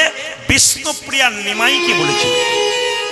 নিমাই যখন সন্ন্যাস নেবে তার 2 দিন আগে প্রিয়াকে বলেছিল, প্রিয়া তুমি বাপের বাড়ি চলে যাও। বিষ্ণুপ্রিয়ার সঙ্গে নিমাইয়ের বয়সের তফাৎ ছিল 10 বছর। নিমাই যখন 24 বছর বয়সে সন্ন্যাস দিল, তখন বিষ্ণুপ্রিয়ার বয়স মাত্র 14 বছর। এই 14 বছরের মেয়েটা শিখিয়ে দিয়েছে ইতিহাসে স্বামী ভক্তি কাকে বলে। এখন তো সিরিয়াল দেখে দেখে খালি দেখছেন একটা মেয়ে 3টে স্বামী, 3টে ছেলের 1টি বউ। এই কাহিনী দেখে দেখে মাথাটাকে একবারে হ্যাং করে দিয়েছেন আপনারা। কিছু তো নেই, সব তো সিরিয়ালেই নষ্ট করে দিয়েছে। নাম রাখছে বাচ্চা ছেলে, তাও সিরিয়ালের নাম দেখছে। ও যদি যায় তাহলে আমার 4 দিন লাগবে, অতদিকে আর যাবো না, এইখানটাতেই রাখি। শুনে নিন মায়েরা, বিষ্ণুপ্রিয়া বলছে স্বামী এটাই তো আমার বাপের বাড়ি। চুপ করো। নিমাই বলছে কি বলছো তুমি? তোমার শ্বশুর বাড়ি? না, আমার বাপের বাড়ি। তুমি আমার বাবা, তুমি আমার ভাই, তুমি আমার ছেলে, তুমি আমার বন্ধু, তুমি আমার ইহকাল, তুমি আমার পরকাল, তুমি আমার সব। নিমাই বললো এটা কি করে সম্ভব? লোকে আমাকে পণ্ডিত বলে, আমি নিমাই পণ্ডিত, আমি জানতে পারলাম না, তুমি জানলে কি করে? শোনো, তুমি যেমন পণ্ডিত, আমি পণ্ডিতের মেয়ে, আমার বাবার নাম সনাতন মিশ্র, আমি তার কাছ থেকে শিখেছি। অপরাধ নেবেন না, আমার দুটি কন্যা, একটি ভাগ্যলক্ষ্মী, একটি শুভলক্ষ্মী, দুজনেই কলেজে পড়াশোনা। ছোটটা আমাকে বলে, আমি যখন পড়াশোনা করি কোনো কিছু বাড়িতে গিয়ে ডাক দিয়ে রাখি, এগুলোকে বলবো, এগুলো মাথায় রাখবো, এই সমস্ত। আমার পড়ার পরও কিন্তু চুপচাপ আমার পাশে বসে থাকে। আমি যখন উঠে গেলাম তখন একবার দেখে নাই যে কি বাবা ডাক দিয়েছে। মানে বাবা করলে মেয়ে একবার দেখবেই, তো একবার দেখলো। এবার কেউ যদি ফোন করে, তোমার বাবা বাড়িতে আছে, বলে না। আচ্ছা এই জিনিসটা কি মা, একাদশী করলে কি করতে হয়, ও তখন কিন্তু বলতে শুরু করে দেয়। আমি কিন্তু চুপচাপ শুনি ও ঠিক বলছে না ভুল বলছে। ও দেখছে ঠিক বলছে। ও তুই কোথায় পেলি? বলছে যে তুমি ডাক দিচ্ছিলে, আমি লিখে নিয়েছিলাম। তার মানে এখানে প্রশ্ন হচ্ছে কি শিক্ষা বলুন তো? বাবা মা যদি সৎ শিক্ষায় শিক্ষিত হয় তাহলে কিন্তু বাচ্চাও সেই শিক্ষায় এখানে শিক্ষা পাওয়া যায়, শিক্ষিত হয়। বিষ্ণুপ্রিয়া বলছে আমার বাবা সনাতন মিশ্র, আমি তার কাছ থেকে শিখেছি। স্বামী বাবা হয়, স্বামী ভাই হয়, স্বামী ছেলে হয়, স্বামী সব। নিমাই বলেছিল তাহলে স্বামী হয় বাবা কি করে, তুমি আমায় বুঝিয়ে দাও। বলবো অন্নদানে পিতা সম রতিদানে পতি, অন্নদানে পিতা সম রতিদানে পতি, অন্নদানে পিতা সম রতিদানে পতি। পূজারি অন্নদানে পিতা সম রতিদানে পতি। মেয়েদের যখন বিয়ে হয় না, অন্ন জোগাড় করে কে? স্বামী নাকি? আচ্ছা সুন্দর কীর্তন শুনছে না? মেয়েদের যখন বিয়ে হয় না, আমি যখন অন্ন জোগাড় করে স্বামী, তখন কি ভক্তি হয়। আমি যা বলবো তাই ঠিক। অন্ন জোগাড় করে বাবা, আর যখন বিয়ে হয় তখন কে জোগাড় করে? স্বামী। স্বামী অন্নদাতা পিতা। অন্নদানে পিতা সম রতিদানে পতি, অন্নদানে পিতা সম রতিদানে পতি, পিণ্ডদানে পুত্র সম অগতির গতি। পূজা যে পিণ্ডদানে পুত্র সময় গতি জগতি। দেখো পিণ্ডদানে পুত্র সময় গতির গতি। পুত্র সময় গতির গতি। স্বামী স্ত্রী বেঁচে আছে, ছেলে মেয়ে নাই, আগে স্ত্রী মারা গেল, পিণ্ড দেবার অধিকার তার স্বামী। স্বামী ছেলের ভূমিকা গ্রহণ করে। স্বামী স্ত্রী বেঁচে আছে, ছেলে মেয়ে নাই, পিণ্ড দেয় কে? তার স্বামী। পিণ্ডদানে পুত্র সময় অগতির গতি, পিণ্ডদানে পুত্র সময় গতি জগতি। আর উপদেশে গুরু তুল্য সেবার যে দেবতা, রোগে শুধু সম বিপদে দেবতা। পূজা যে রগতে সুদা সম বিপরীত ভাতা। আমাদের পতি পুত্র পতি পিতা, পতি পুত্র পতি পিতা, পতি পুত্র পতি পিতা, পতি পুত্র পতি পিতা। পতি হলো পরম দেবতা, পতি পুত্র পতি পিতা, পতি হলো বড় দেবতা, পতি পুত্র পতি পিতা, পতি হলো পরম দেবতা, পতি পুত্র পতি পিতা। পতি হলো আরে পতি পুত্র পতি পিতা। পতি হলো বড় দেবতা, পতি পুত্র পতি পিতা। পতি পুত্র পতি পিতা। ও মা রাধা গোবিন্দ শুয়ে আছে, তখন কুমুদিনী বদন চুপ বয়ে মধু কেবা কোমদিনী বদনে চোখ বয়ে মধু কম। কুমুদিনী বদন চুপ বয়ে মধু আরে কোমদিনে মধু কগে বদত। কমলে নিয়রে আসি মিলাল সত, আর কমল নিরয়ে আছে মিলল সত। কমলে নিয়রে আসি মিলাল সত। কমলের আসি মিলন সকল। একবার ওঠে একবার বসে, একবার ওঠে একবার বসে, একবারই ওঠে একবার বসে। পূজা যে একেবার উঠে একেবারে বসে। কুমুদিনী মায়া ছাড়তে নারে, একবার উঠি একবার বসে। কোমদিনী মায়া ছাড়িতে নারী, একবার উঠে একবার বসে। শালুক ফুল দেখেছেন মায়েরা? শালুক ফুল সন্ধ্যাবেলায় ফোটে, সকালবেলায় মুজে যায়। আর পদ্ম ফুল সকালবেলায় ফোটে, সন্ধ্যাবেলায় মুজে যায়। তা ভ্রমর কি করে? সারা রাত্রি শালুক ফুলের মধু পান করে, ওটা কুমুদ বলা হয়। কুমুদ শালুক ফুলের মধু পান করে। যখন সকাল হয় না, ফুলটা এই দিকে তাকান, ফুলটা এরকম ছিল, সকাল হতে হতে ফুলটা আস্তে আস্তে এরকম হচ্ছে। ভ্রমর কি করে? একবার ওঠে একবার বসে। কেন বলুন তো? যদি সকাল হয়ে যায়, সূর্য উঠছে, এবার যদি ফুলটা মুজে যায় ভেতরে রয়ে যাবো। যেমন ভ্রমর একবার উঠছে একবার বসছে। এখন রাধারানী কুমুদিনী, কৃষ্ণ ভ্রমর, কৃষ্ণ মনে মনে ভাবছে এবার তো বেলা বয়ে যাচ্ছে, সকাল হয়ে যাচ্ছে, রাধারানী চলে যাবে, রাধার মায়া ছাড়তে পারছে না। একবার ওঠে একবার বসে, একবার ওঠে একবার বসে, একবার ওঠে একবার বসে,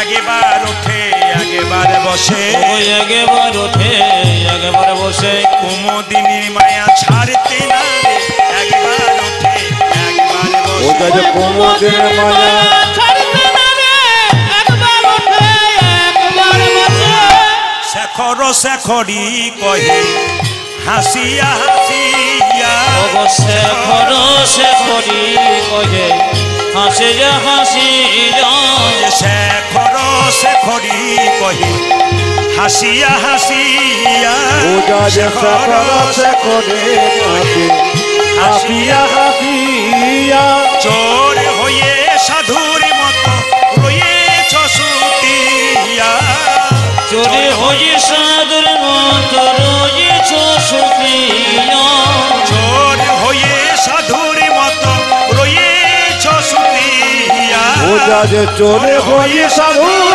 মতো রয়েছে সখিয়া,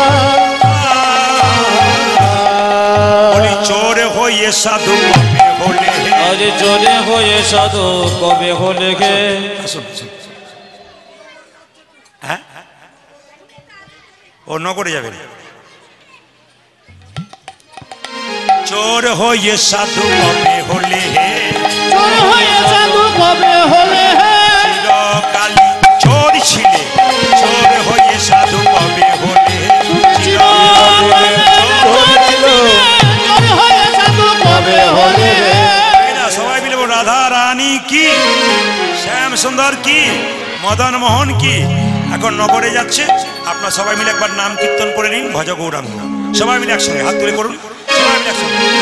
ওরা নগরে যাক, আপনার কীর্তনে থাক, আপনার কীর্তন আসলে বসুন, একবারে ভক্তি করে নগরে যাক সবাই মিলে।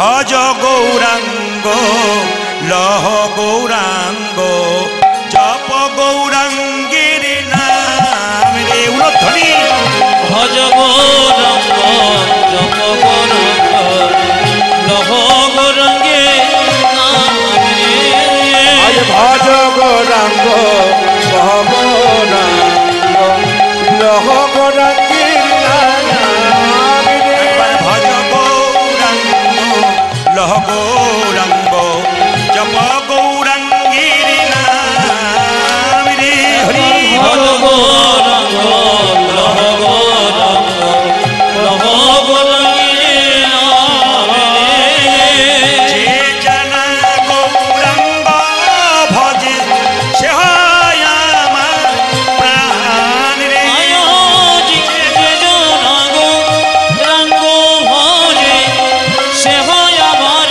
প্রাণ রে, যে জানা গৌরাঙ্গ ভজে সে হয় আমার প্রাণ, ও জাজি যে জানাগো রঙ্গ ভজে সে হয় আমার প্রাণ রে, ভজ গৌরাঙ্গ গৌরাঙ্গ জপ গৌরাঙ্গের নাম রে, ভজ গৌরঙ্গ লহ গৌরঙ্গ লহ গৌরঙ্গের নাম রে, ভজ গৌরাঙ্গ লহ গৌরাঙ্গ জপ গৌরাঙ্গের নাম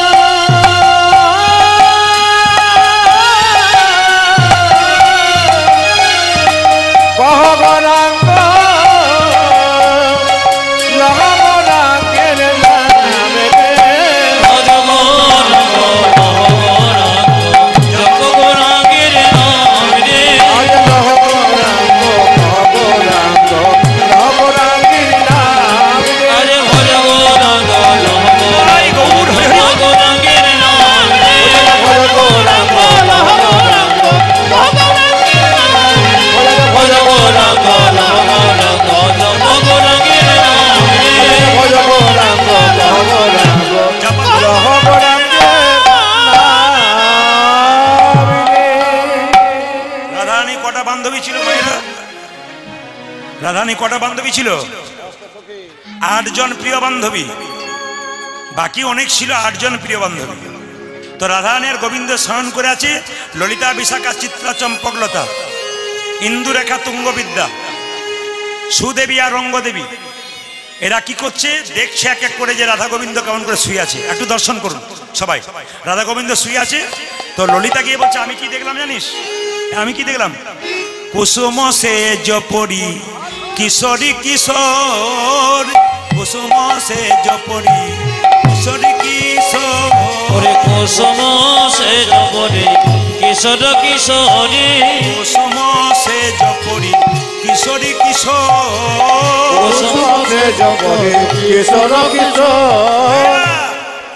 এখন তো র্যাগ কম্বল উঠেছে না, কি বলছেন? ওটা কি নাম বলছে?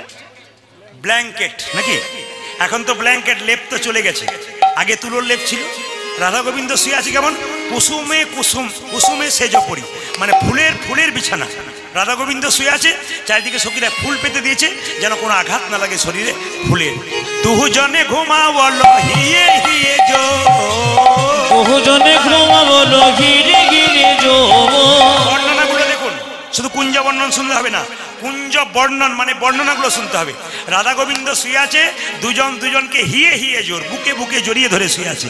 দুজনে ঘুমাওয়ালো হিয়ে হিয়ে জোর, দুজনে ঘুমাওয়ালো হিয়ে হিয়ে জোর। ললিতা বলছে, আমি দেখলাম। বিশাখা তুমি দেখে আয়। অধরে অধর দিয়া ভুজে ভুজে বন্ধ, ওই অধরে অধরে দিয়া ভুজ ভুজ বন্ধ। এই দুটো ঠোঁট আছে আমাদের, দুটো ঠোঁট নাকি? একটা এখানে, একটা ওপরে। এটাকে আপার আর কি লোয়ার। তো এটাকে কি বলে? অধর।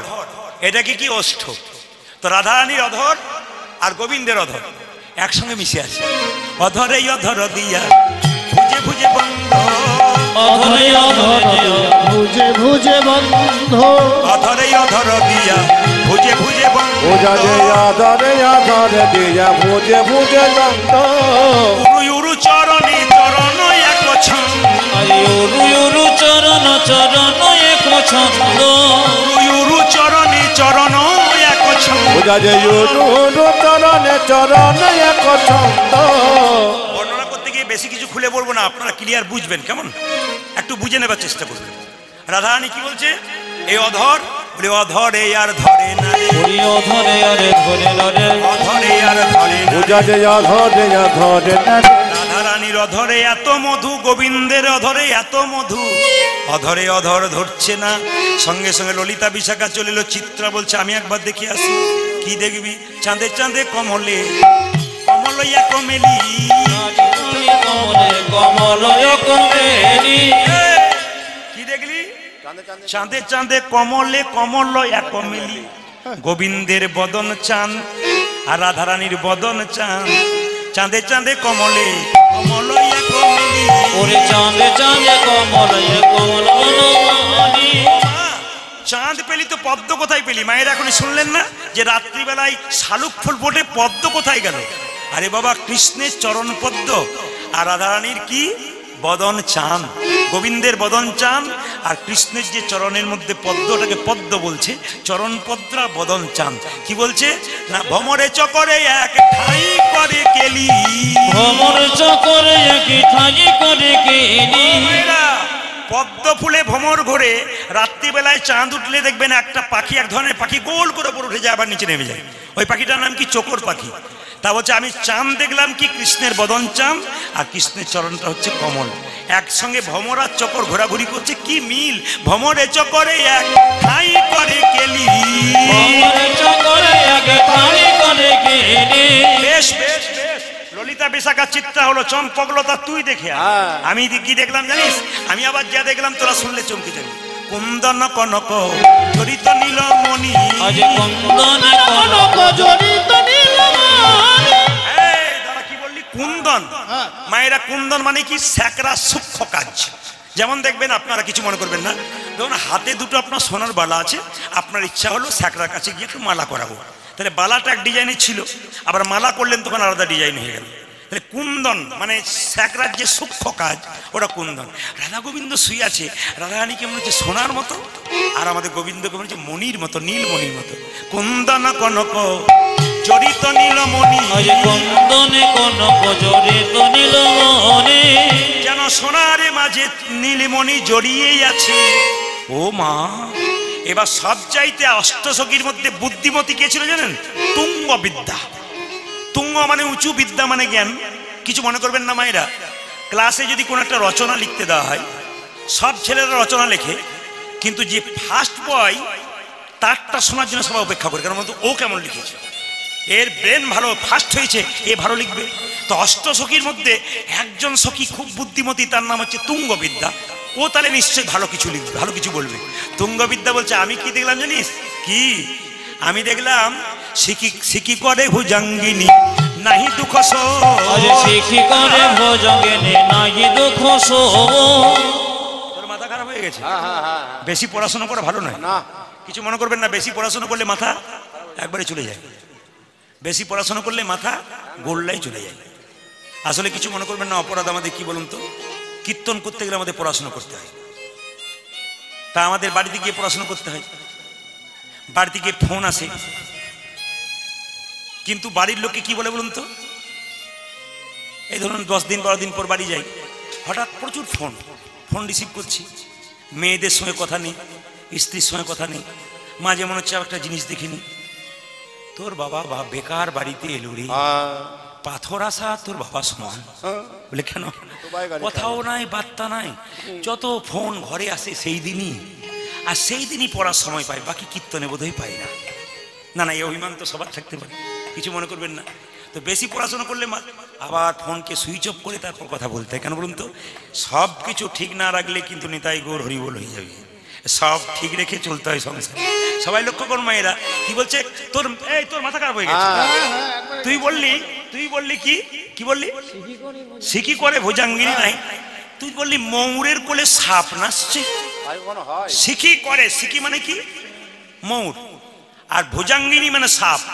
আমি দেখলাম ময়ূরের কোলে, আরে ময়ূর সাপকে পেলে খেয়ে নেয়, আর তুই বলছিস ময়ূরের কোলে সাপ নাচছে, এটা কিরকম কথা?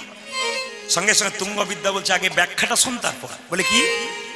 রাধারানীর বেনিটা হচ্ছে, কিছু মনে করবেন না, রাধারানীর বেনিটা হচ্ছে সাপের মতো পাকানো, গোবিন্দের মাথাতে ময়ূর পুচ্ছ, দুজনে শয়ন করে আছে, সঙ্গে সঙ্গে রাধারানীর বেনিটা ময়ূর পুচ্ছতে জড়িয়ে আছে। দেখে কি মনে হচ্ছে? ময়ূরের কোলে সাপ নাচিছে, ময়ূরের কোলে সাপ নাচিছে, ময়ূরের কোলে সাপ নাচিছে, ময়ূরের কোলে সাপ নাচিছে। দেখে এলাম কুঞ্জ মাঝে ময়ূরের কোলে সাপ নাচিছে, আমি দেখে এলাম কুঞ্জ মাঝে ময়ূরের কোলে সাপ নাচিছে, দেখে এলাম কুঞ্জ মাঝে ময়ূরের কোলে সাপ নাচিছে, আমি দেখে এলাম কুঞ্জ মাঝে, দেখে আমার প্রাণ কাঁপিছে, ময়ূরের কোলে সাপ নাচিছে, দেখে আমার প্রাণ কাঁপিছে, ময়ূরের কোলে সাপ নাচিছে, দেখে আমার প্রাণ কাঁপিছে। ময়ূরের কোলে সাপ নাচিছে। রাধারানী বাবা, কিছু মনে করবেন না, অপরাধ নেবেন না, আপনাদের এই গ্রামের জন্য বলিনি, অন্য জায়গার জন্য বললাম। মাথা আগে কিন্তু দেখবেন মেয়ে দেখতে গেলে বলতো, মা তোমার চুলগুলো খুলে দেখাও তো। আপনাদের বলতো কিনা জানি না, তখন মা বলে, মেয়েটি তখন পিঠ পর্যন্ত চুল খুলে দেখো, লক্ষ্মী স্বরূপ মেয়েটির একবার পিঠ পর্যন্ত চুল। তারপর বললো, মা একটু হেঁটে দেখাও তো। খোরা না কিছু একবার দেখে নেবো যদি থাকে আর কি। এখন একবার বলে দেখবেন যে হেঁটে দেখো, দেখুন কি অবস্থা হয়, দেখবেন একবার। আর দেখবেন, কিছু মনে করবেন না, আগে তো এই পিঠ পর্যন্ত চুল ছিল মেয়েদের, মায়েদের, আমার মায়েদের বেনি বাঁধতো কি সুন্দর, দুপাশে আমি মাকে দেখেছি, জেঠিমাকে দেখেছি, কি সুন্দর বাঁধতো। এখন যারা এসছে তাদের চুল যত ছোট, U cut, bob cut, V cut, C cut, D cut, গোষ্ঠীর পিন্ডি কাট, নেড়া কাট, এরপরে কাটতে কাটতে নেড়া কাট। কীর্তনে যে কি মজা আছে, আপনাদের সারাদিন পেরিয়ে গেলে মনে হয়ে যাক, কিন্তু কি করবেন, আমাদের তো বাঁধা টাইম। আবার একটা কথা বলি, এখনকার ছেলেদের আবার দেখবেন বাবা, কিছু মনে করবেন না, আপনাদের এখানে নাই, আমি জিন্সের প্যান্টগুলোর দিকে তাকাচ্ছি, সবাই আছে, দশটা আছে, আছে। তো জিন্সের প্যান্ট দেখবেন পরেছে, কিছু মনে করবেন না, জিন্সের প্যান্ট, অপরাধ নেবেন না, জিন্সের প্যান্ট পরেছে, তারপর 25 জায়গায় ফাটা, তার আবার দাম বেশি। আমি যখন ছোট ছিলাম স্কুলে পড়তাম না, আমার মা দেখবেন খুব বাচ্চা অবস্থাতে, আপনারা যারা আছেন দেখবেন খুব ছোট অবস্থাতে বাড়িতে একটু অভাব ছিল সবার, না কি বলছেন? বাবা আমার ডাক্তারি করতেন, তখন খুব কম বেতন পেতেন, অভাব একটু ছিল, কিছু মনে করবেন না, এদিকে তাকাবেন। তো তখন ওই প্যান্ট মা সেলাই করে করে দিত, নিয়ে আমি যখন উঠতাম না, ক্লাস থেকে যখন উঠতাম তখন এরকম করে চার দিয়ে দিয়ে উঠতাম, কেন যদি ফেটে যায়। মাকে বলতাম, মা এই যুগে যদি আমার জন্ম হতো তোমাকে প্যান্ট সেলাই করতে হতো, কেন? যত ফাটা প্যান্ট তত তার দাম বেশি। আবার চুল কাটার ডিজাইন দেখলে মাথা খারাপ, হানি সিং কাট, মানে বাবাও কেটেছে ছেলেও কেটেছে। বাবা এখানে আছে দু চারটে, দেখানো যাবে না। বাবা 25 বছর বয়স হানি সিং, ও ছেলে 5 বছর বয়স, ওরও হানি সিং। হানি সিংকে কাছে পেলে বলতাম, ভাই এরকম করে কেটে দিলে ওপরটা ঝুঁটি রাখলে, তুমি এক কাজ করো, তুমি যা করছো হিন্দু ছেলেগুলো সব তাই করছে, এক কাজ করো গোটা চুলটাকে চেঁচে দাও, সব আমাদের মহাপ্রভুর দলে চলে যাবে একবার চেঁচে। আমি দেখতে পেরে বলতাম আর কি, মানে যত দিন যাচ্ছে কিছু, আবার দেখবেন অপরাধ নেবেন না, সমাজের কিছু ভুলগুলো বলবো না, বাদ দিয়ে দেবো না, বলে দিয়ে যায়। আবার দেখবেন কিছু মনে করবেন না, মুরগির মাংসের দোকান খুলেছে, আপনাদের দিকে নাই অন্যদিকে দোকান খুলেছে, লিখেছে শ্রীকৃষ্ণ ব্রয়লার সেন্টার, গোটা কাটা 230 আর গোটা 110। কি ডিজাইন! না না, কৃষ্ণের নাম দিয়ে মাংস দোকানটা খুলতে হবে, অন্য নাম দেওয়া যায় না। আবার দেখবেন কিছু মনে করবেন না, ভোজ বাড়িতে যাবেন, মেনু চার্ট কি ওপরে লেখা থাকে রাধা বল্লভী, তার নিচে আবার চিকেন কাটলেট, মটন কাটলেট, রাধার নিচে কত কলঙ্ক দিতে শুরু। হাসি নয়, এটা খুব লজ্জার ব্যাপার। এগুলো হাসছেন তো আপনারা, ইউটিউবের মাধ্যমে বলি অগণিত মানুষ আমাকে সমর্থন করে। ঠিক বলছেন আপনি, সমাজ থেকে কিছুটা নিচের দিকে যাচ্ছে, তুলে ধরার চেষ্টা করুন। Chicken cutlet, mutton cutlet, radhaballabhi লেখার নিচে লেখা থাকে। আবার বাবা কিছু মনে করবে না, দিয়ে দেখান জুতোর দোকান খুলেছে, লিখেছে চৈতন্য শু হাউস, জুতো ভেতরে প্যাকেটের উপরে লেখা আছে চৈতন্য। বেটা চৈতন্যই হয় নাই যে জুতো ভেতরে আর উপরে চৈতন্য লিখেছে। আচ্ছা জুতোর দোকান খুলেছে, অন্য নাম লিখতে পারে, চৈতন্য শু হাউস। মহাপ্রভুকে অপমান করা হচ্ছে কত। আবার দেখবেন ধূপকাঠির প্যাকেট আপনারা কিনছেন, তার উপর রাধাকৃষ্ণের ছবি থাকে, বাড়িতে রাধাকৃষ্ণের পুজো করছেন আপনারা, কিন্তু একদিকে ধূপকাঠি শেষ হলে প্যাকেটটা কোথায় পড়ে রয়েছে? নর্দমার ধারে। একদিকে ভক্তি করছেন, একদিকে নিতাই হরিবল করছেন। মানে কত দিকে আমরা অন্যায় করে বেড়াচ্ছি, এগুলো আমাদের দেখতে হবে। আবার দেখবেন কিছু মনে করবেন না, আমি আপনাদের একটা বার্তা দিয়ে যাই, ছোট ছোট বাচ্চা মেয়েকে ছেলেকে প্রত্যেকটি মা বাবার কাছে আমার নিবেদন রইল, প্রদীপ পালের পোশাকটা ভালো দিন, ছোট থেকে ভালো পোশাক পরাতে শেখান, রুচিবোধ শেখান। এই ছোট থেকে রুচিটা শেখাবেন, বড়তে যেন না হয়। মা যদি কাটা পোশাক পরে বেড়ায়, খারাপ পোশাক পরে বেড়ায়, সেই মা তার বাচ্চাকে কি পোশাক পরাবে? নির্লজ্জ হয়ে যাচ্ছে। অন্যান্য ধর্মের মানুষ লজ্জা আবরণ করে রাস্তা দিয়ে যায়। লজ্জা আমাদের, আমরা কোন জায়গায় পৌঁছাচ্ছি, আমাদের বসনগুলো কোন জায়গায় পৌঁছাচ্ছে। একটা ছোট মেয়ে তার বাবার সঙ্গে দুর্গাপুজোর সময় বাজারে গেল, গিয়ে বলছে বাপি বাপি, বলে কি আমাকে ছোট পোশাক কিনে দাও, খাটো পোশাক কিনে দাও। এখন আপনি কি ভাবছেন, আমার 5 বছরের বাচ্চা মেয়ে, কোনো অসুবিধা নেই, ছোট কিনে দিলাম। 5, 6, 7, 8, 9 পর্যন্ত খাটো পোশাক কিনতে লাগলেন, এবার ভালো পোশাক পরবি। ও আর আপনাকে ডাকবেই না, নিজেই বাজার যাবে, নিজেই কাটা পোশাক পরবে। 16 বছর বয়সে আপনার সামনে দাঁড়াবে, লজ্জায় তাকাতে পারবেন না মেয়েটার পোশাক দেখলে। এমন পোশাক মেয়েদেরকে দেবেন না, বড় হয়ে সেই পোশাকটার অবমাননা যেন না করে। সেই মেয়ে রাস্তা দিয়ে পেরিয়ে যাবে কাটা পোশাক পরে, পুরুষের লোভী চোখ তার দিকে যাবে, পুরুষ তাকে কিডন্যাপ করবে। সরকারকে দোষ দেবেন, প্রশাসনকে দোষ দেবেন। কেন দোষ দেবেন আপনি?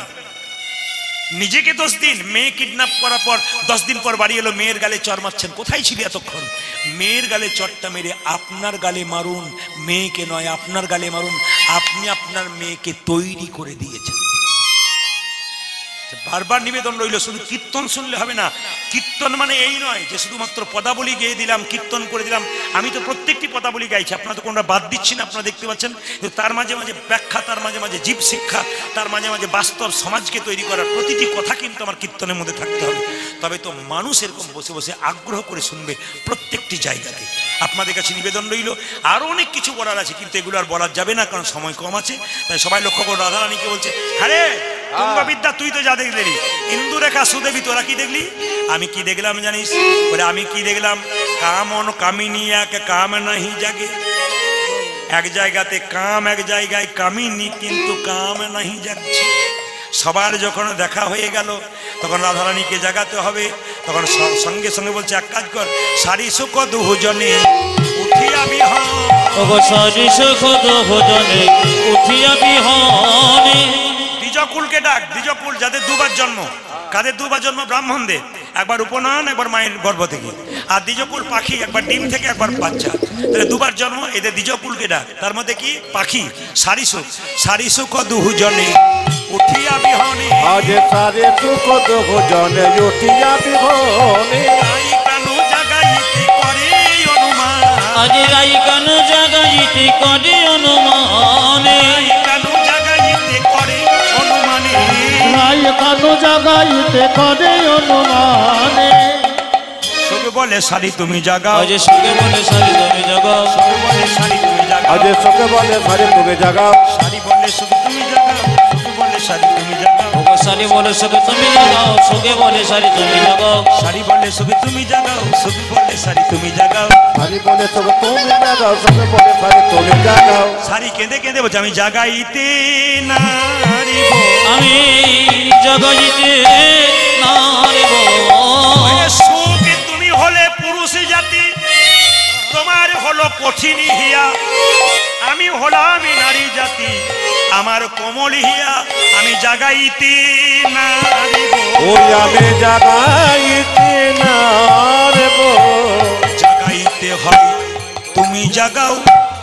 জাগাইতে নারিব। যদি জাগাইতে হয় তুমি জাগাও। জাগাইতে নারিব। সঙ্গে সঙ্গে সারি বলছে শোনো শোনো, আমি জাগাতে পারবো না কেন? আমি দেখিতে নারী। ওই আমি দেখিতে নারি। কি দেখতে নারো? যুগল ছাড়াই আমি দেখিতে নারী গো। যুগল সারা জানি দেখিতে নারি। সারি বলছে আমার কমল হিয়া, আমি যুগলই দেখতে ভালোবাসি, যুগল ছাড়া হলে ভালোবাসি না। বাবা কিছু মনে করবেন না, রাধা গোবিন্দের ছবি বাড়িতে রেখেছেন। একটা সুন্দর কথা আপনাদের বলে যাই, রাধার চরণ কিন্তু কোনদিন খোলা রাখবেন না। রাধারানীর চরণ কিন্তু কোনদিন খোলা রাখবেন না, সবসময় রাধার চরণটা ঢাকা দিয়ে রাখবেন। খুব শিক্ষণীয় কথা কিন্তু। রাধার চরণ ঢাকা থাকি কেন? প্রকৃত মন্দির যেখানে আসল মন্দির, সেখানে দেখবেন রাধা গোবিন্দের মূর্তি থাকলে রাধারানীর চরণটা কিন্তু কাপড় দিয়ে ঢাকা থাকে। কেন ঢাকা থাকে না? একদিন কার্তিক মাসে গোপাষ্টমীর দিন দেখবেন, গোপাষ্টমী কার্তিক মাসে হয়, মায়েরা জানেন তো গোপাষ্টমী? দেখবেন আপনি কার্তিক মাসে গোপাষ্টমীর দিন সবাই খেলা করছিল বনে। রাধারানী গিয়েছিল খেলা করতে, তো সবাই ধুতি পরে খেলা করছে, রাধারানী কিন্তু ধুতি পরে গেছে।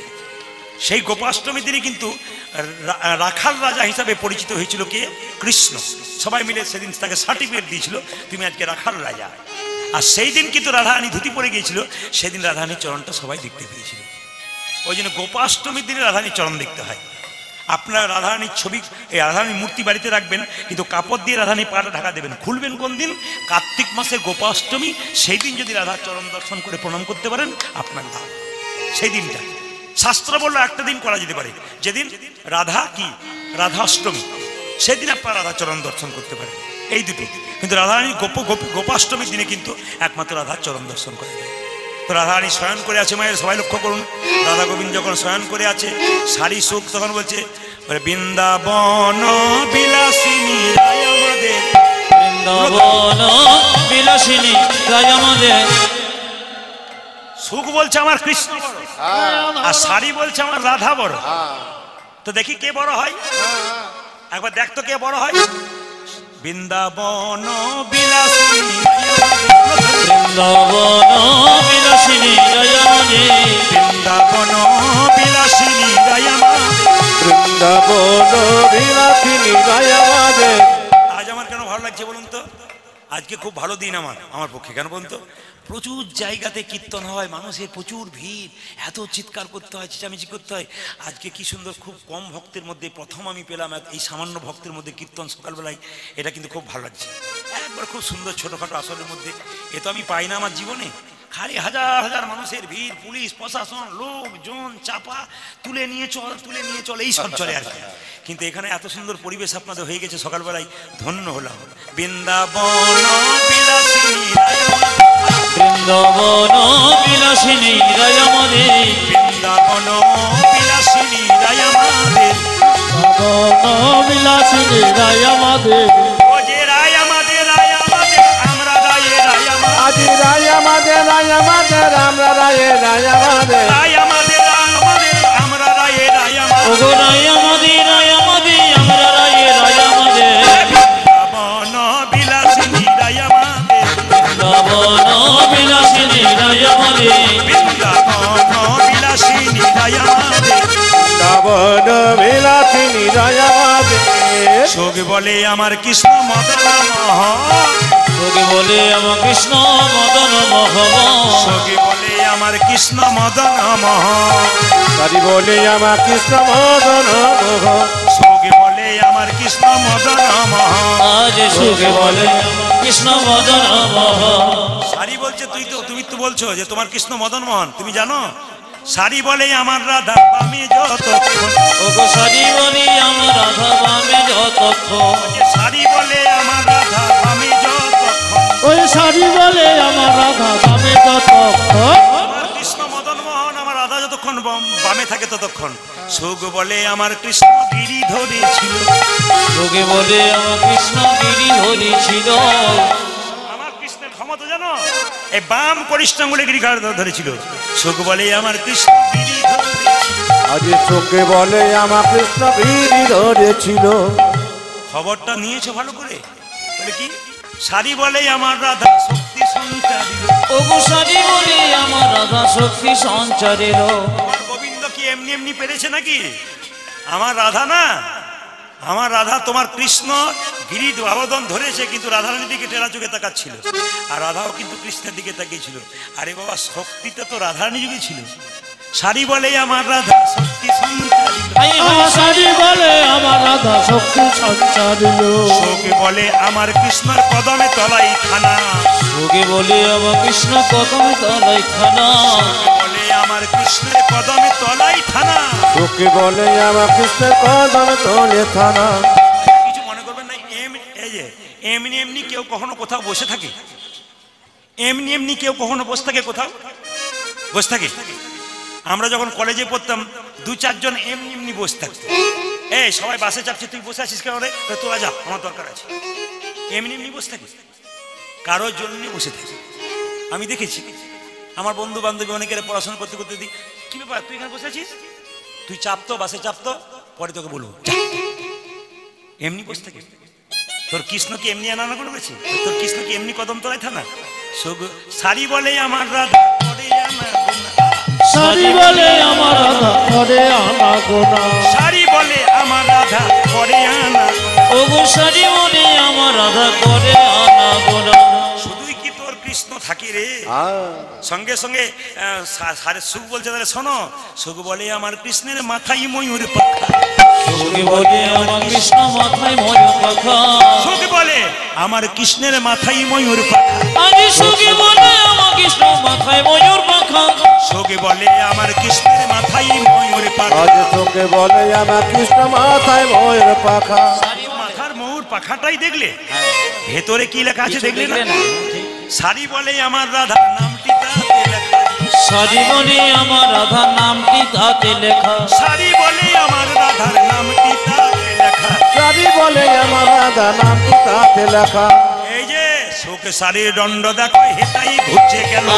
সুখে সারি দ্বন্দ্ব দেখো হেতাই ঘুরছে গেল শোক সারির দণ্ড দেখো হেতাই ঘুরছে গেল সুখ সারি দ্বন্দ্ব দেখো হেতাই ঘুরছে গেল শ্রীকৃষ্ণের মতে সবাই হরি হরি বলো ওগো রাধা কৃষ্ণের দিকে একবারে হরি হরি বলো ও যে রাধা কৃষ্ণের প্রীতে একবার হরি হরি বলো পূজা যে রাধা কৃষ্ণ একবার হরি হরি বলো হরি বল হরি বল হরি বল হরি বল হরি বল হরি বল হরি বল হরি বল বসুন হরি বল দিয়েছি মানে তার শেষ হলো তা নয় আপনি এটা ভাবেন কিন্তু মায়েরা রাধা গোবিন্দকে জাগাচ্ছে কিভাবে ও মায়েরা সারি আর সুখ দুজনে আছে সারির বচনে সুখী করে চারু ধরি জাগিয়া বসিল আমার রাধা বিনোদী শরীর বচনে সুখ করে চরধনে জাগিয়া বসিল আমার রাধা বিনোদিনী শরীর বচনে সুখ করে চরধনে জাগাই বসিল আমার রাধা বিনোদিনী উঠে আসে বিনোদিনী হেরি শেষ রজনী ওই উঠে যাসে বিনোদিনী হেরি সে জনে বধু বধু তুমি তো বেশ আছো আমার দিকে তাকালে না দেখো কত বেলা হয়েছে আমার শাশুড়ি ননদিনী আছে উঠে আসে বিনোদিনী হেরি শেষ রজনী ও যাজ উঠিয়াছে বিনোদিনী তেরি শেষ রজনী চমকিয়া চারি পানে চাই রাই ধ্বনি চমকে যাচারি পানে চাই রাই ধ্বনি আমার চমকিয়া চারি পানে চাই রাই ধনিয়া ও যাজ চমকিয়া চারি পানে চাই রায় ধরিয়া উঠয় হে না গর বর আলিস পরিসর গরু মরু আনিস পরিহর উঠয় হে না গর বর আলিস পরিসর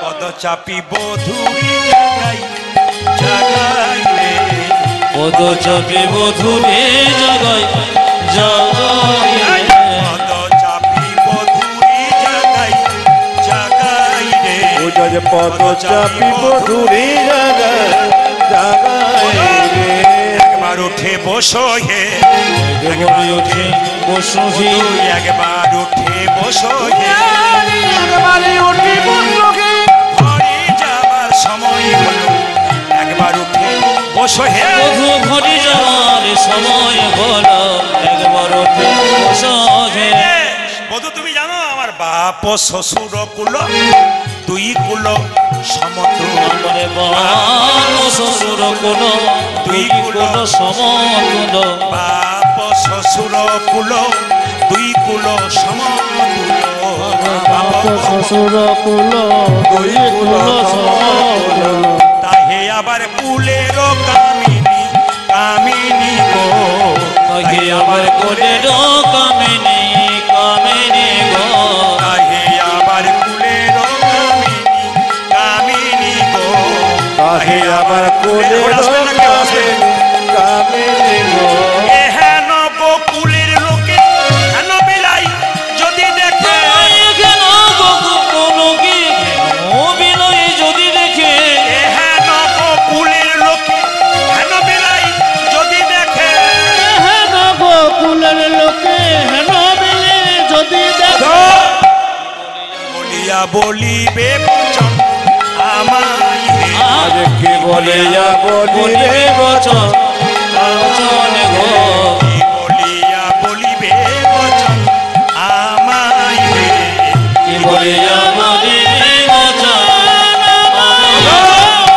একবার উঠে বসো হে একবার একবারে উঠে উঠে বসহি আমার ঘরে যাবার সময় হলো একবার উঠে বসো হে। পূজা ঘরে যাবার সময় বলো একবার উঠে বসহে ঘরে আছে শাশুড়ি ননদিনী বড় জ্বালা এখনকার শাশুড়ি ননদিনী জ্বালা নেই আগে জ্বালা ছিল একটু মন দিয়ে শুনবেন আপনারা এখানে দেখতে পাচ্ছি বাচ্চাগুলো মোবাইল নিয়ে খেলা করছে বাচ্চা বন্ধ করো আমি একটা ছোট্ট শিক্ষা দিয়ে যাচ্ছি ছোট বাচ্চাকে মানুষ করতে গেলে 5 বছর পর্যন্ত কোনো দোষ ধরবেন না চাণক্যদেবের কথা আমার কথা না মায়েরা ছোট বাচ্চাকে 5 বছর পর্যন্ত কোনো দোষ ধরবেন না খেলবে পড়বে ভাঙবে কিচ্ছু বলবে 5 থেকে 15 পর্যন্ত ছেলে মেয়েকে একবার লাল চোখ এই কিন্তু চাণক্যদেবের কথা ছেলে মানুষ করতে গেলে একবার লাল চোখ এই মোবাইল নিয়ে কি করছিস তোর কেমন খুব দরকার পড়ে গেছে বাবারা বাইরে থাকবে শাসন করবে না মাকে শাসন করতে হবে আমি চিরকাল কীর্তন করেছি আমার মেয়েদেরকে তো আমি দেখতেই পাই না ওরা শখ করে করে বলে বাবা কতদিন পরে আসবে প্রথম থেকে ছোট থেকে ওই একই কথা বলতো এখনো একই কথা বলে কিন্তু আপনাদের কাছে নিবেদন রইল তাহলে মা শাসনে রেখেছে কিন্তু আমি গিয়ে যদি আবার শাসন করতে শুরু করে দিই তাহলে কিন্তু নিতাই গৌর হরি বলে বাবা কিন্তু বাইরে থাকবে, সে আদর করবে, কিন্তু মাকে আগে কি করছিস, তোর মোবাইলে কি খুব দরকার পড়েছে নাকি, সাবধান। 5 থেকে 15 বছর পর্যন্ত একবারে শাসনের চোখে রাখবেন। যখনই মেয়ে বা ছেলে 16 বছর বয়স হয়ে গেল, বাবা মায়ের সঙ্গে সম্পর্ক হবে পুত্রা মিত্রা বদাচরে, মানে কি বন্ধুর মতো ব্যবহার হবে। ছেলে বড় হলো 16 বছর, মা আদর করে বলল, আয়, কিসের দুঃখ তোর, বসে আছিস, আমাকে বল, আমি তোর মা, বন্ধু যিনি বল। ছেলেরা দেখবেন মনের সব গোপন কথা মাকে বলে দেয়, বাবাকে বলতে পারে না। মেয়েরা দেখবেন ভয়ে বাবাকে বলে না, সে বাবা বন্ধু হয়ে যায়, বাবাকে বলে। আপনাদের কাছে নিবেদন রইল, বাবা 16 বছরের পরে পুত্র মিত্র বদাচর, সবাই কিন্তু বন্ধু হয়ে যেতে হয়।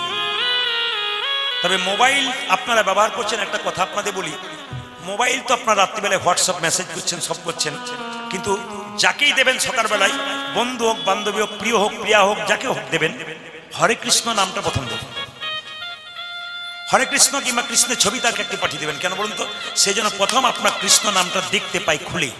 আপনার প্রিয় মানুষ হোক, আপনার যেই হোক, আপনি কিন্তু ওইটা দেবেন। ভম্বল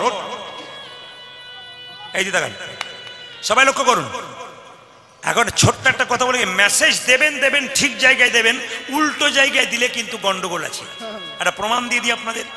মেসেজ ধরুন প্রদীপ পালকে দিচ্ছেন, আমাকেই দেবেন, কথা মনে হচ্ছে, কেউ যদি দেন কৃষ্ণের ছবি দেবেন, একে দিয়ে দিন না, একে দিয়ে দিন না, গন্ডগোল হবে। মানে কৃষ্ণের ছবিটা যাকে তাকে দেওয়া যায়, কিন্তু অন্য কিছু দেওয়া যায় না। যেমন একটা প্রমাণ দিয়ে দিই, এক ভদ্র মহিলা চাকরি পেয়েছে বোম্বেতে। স্বামী বলল, কলকাতা এয়ারপোর্টে তোমাকে তুলে দিয়ে আসি, তুমি বোম্বে যাবে, চাকরি পেয়ে গেছো তো, ওখানে গিয়ে তুমি তো রুম টুম পাবে, বাংলো টাংলো পাবে, সব সাজাবে, তারপর তুমি আমাকে ফোন করার দরকার নেই, মেসেজ করে দেবে কিভাবে পৌঁছলে, কি না, কেমন বাড়ি পেয়েছো, আমাকে অত ফোনে বলার দরকার নেই, তুমি দুটো মেসেজ করে দেবে, আমি খুশি হয়ে যাবো, কারণ আমি তো চিন্তায় থাকবো। স্বামী এয়ারপোর্টে চাপিয়ে দিয়েছে, এখনও প্লেনে চলে গেছে বোম্বেতে গিয়ে সুন্দর বাড়ি ঘর পেয়েছে, এখন রুমগুলোকে সাজাতে সুন্দর ঠাকুর দেবতা বিভিন্ন ছবি সাজাতে রাত্রি 12টা বেজে গেছে। মনে পড়ে গেছে মেসেজটা তো আমার স্বামীকে দেওয়া হয় নাই, সেই কখন চেপেছি, চিন্তা করবে আমি তো খুব বোকামি করলাম, আমাকে কি মনে করবে, স্বার্থপর মনে করবে, আমি মেসেজ দিয়ে দিই। স্বামীকে মেসেজটা লিখেছে, সেই মেসেজটা স্বামীর কাছে না গিয়ে অন্য লোকের কাছে পৌঁছেছে। যার কাছে পৌঁছেছে তার অবস্থা শুনলে মাথা খারাপ। ও রাত্রি 12টায় ঘর ঢুকে, একেই তো দুঃখ, তারপর বলছে, মরে গেলাম, জল দে, মাথায় জল দে। ভদ্রলোক খালি কাঁদছে, জল দে, আমার দিন এগিয়ে এলো ভাই, জল দে। লোকে বলছে, কি হলো, এই দেখ তোর বৌদি মেসেজ পাঠিয়েছে। মানে ওই মেয়েটি মেসেজটি এখানে চলে এসছে আর কি। ওর স্ত্রী মারা গেছে, আজকে সকালবেলায় স্ত্রীকে শ্মশানে পুড়িয়ে ও রাত্রি 12টার সময় বাড়ি আসছে, আর বাড়িতে যখন প্যান্টের পকেট থেকে দেখছে টিং টিং করছে, তাহলে মেসেজ কি এলো দেখছি যে বৌদি মেসেজ দিয়েছে, মানে ওর স্ত্রী মেসেজ দিয়েছে, কিন্তু মেসেজটা ভদ্র মহিলা ওর কাছে দিয়ে ফেলেছে। কি লিখেছে শুনুন, তবে তো বলছে, আমাকে এবার জল দে, আমার সময় হয়ে গেল, জল দে। কি লিখেছে দেখুন, ওই স্ত্রী লিখেছে ওই স্বামীকে। এখন মেসেজটা ভুল করে যার স্ত্রী মারা গেছে তার কাছে চলে গেছে, সে তখন দেখছে মাই ডিয়ার হাজব্যান্ড, মানে স্ত্রী লিখছে মাই ডিয়ার হাজব্যান্ড, মানে আমার প্রিয় স্বামী, আমি সময় মতো এখানে পৌঁছে গেছি, মানে শ্মশান ঘাটে পৌঁছে গেছি। এখন কিছুক্ষণ পর আবার লিখছে কি দেখুন, আমি শ্মশান ঘাটে পৌঁছে গেছি, এখানে এসে যা বাংলো পেয়েছি, যা বাড়ি পেয়েছি না, আমি ভাবনা চিন্তা করে গেছি 2 দিন পরে তোমাকেও এখানে নিয়ে আসবো। জল দে, কীর্তন। তাহলে কীর্তন করতে গেলে কত দিকে কেয়ার করতে হয় বুঝতে পারছেন তো। কোনো জিনিস বাদ দিলে হবে না, কিন্তু সব জিনিস দেখতে হবে। আমি যখন বাসাতে বসে থাকি, লোকে বলে, লোক একবার চুপচাপ থাকে, কারোর সঙ্গে কথা বলে না, কি ব্যাপার কি না, আসরে বলে, আসরে বলবার জন্য তো চুপ করে থাকি। যেরকম রাধা রানী কি, শ্যাম সুন্দর কি, মদন মোহন কি, রাধা গোবিন্দ জেগে গেছে মা, সবাই লক্ষ্য করুন। রাধা রানী কেঁদে কেঁদে বলছে, বধু এইবার আমার দেহ বিদায়, আমার ঘরে যাবার সময় হলো, এবারে আমায় দেহ বিদায়, ঘরে যাওয়ার সময় হলো। এইবার আমায় দেহ বিদায়, ঘরে যাবার সময়, এবার আমায় দেহ বিদায়, ঘরে যাবার সময় ননদিনী ঘরে আছে ননদিনী ঘরে আছে।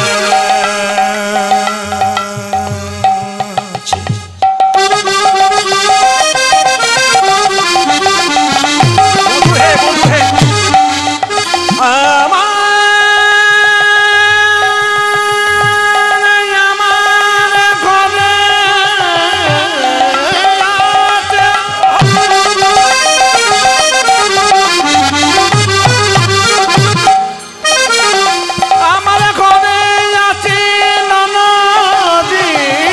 ঘরে আছে ননদিনী ঘরে আছে ননদিনী সে যে কৃষ্ণ বিবাদিনী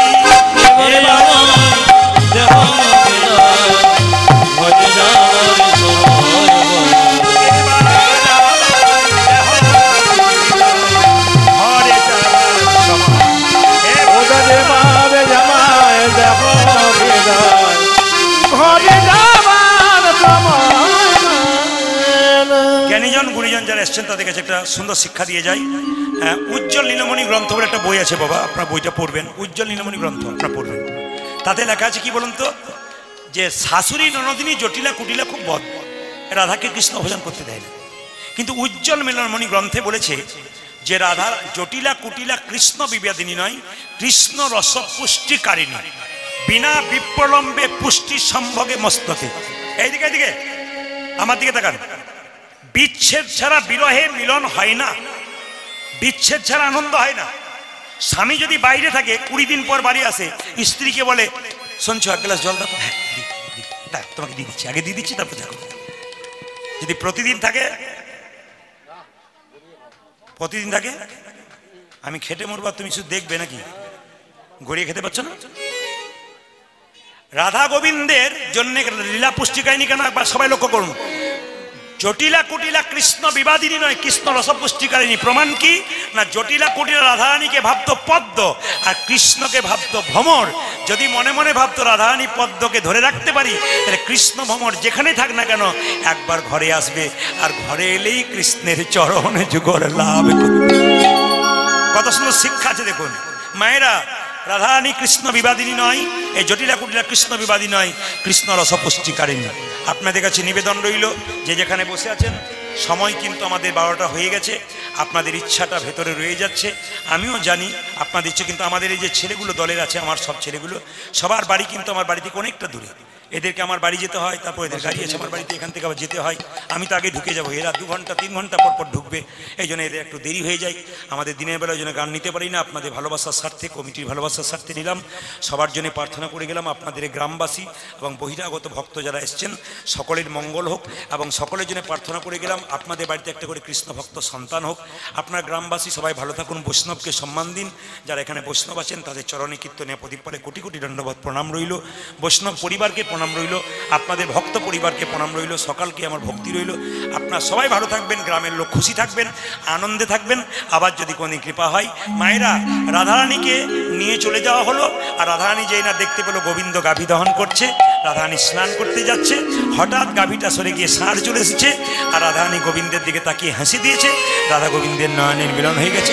বসে বসে কালকে যে ভজনটা গাইতে গাইতে আপনাদের কষ্ট হচ্ছিল, সবাই মিলে বসে বসে, সবাই বসুন। এখন টাকা দেবেন না, এখন টাকা দেবেন না, এখন টাকা দেবেন না, এখন বসুন, এখন টাকা দেবেন না। হাত তুলুন একটু, কালকের ভজনটা হাত তুলে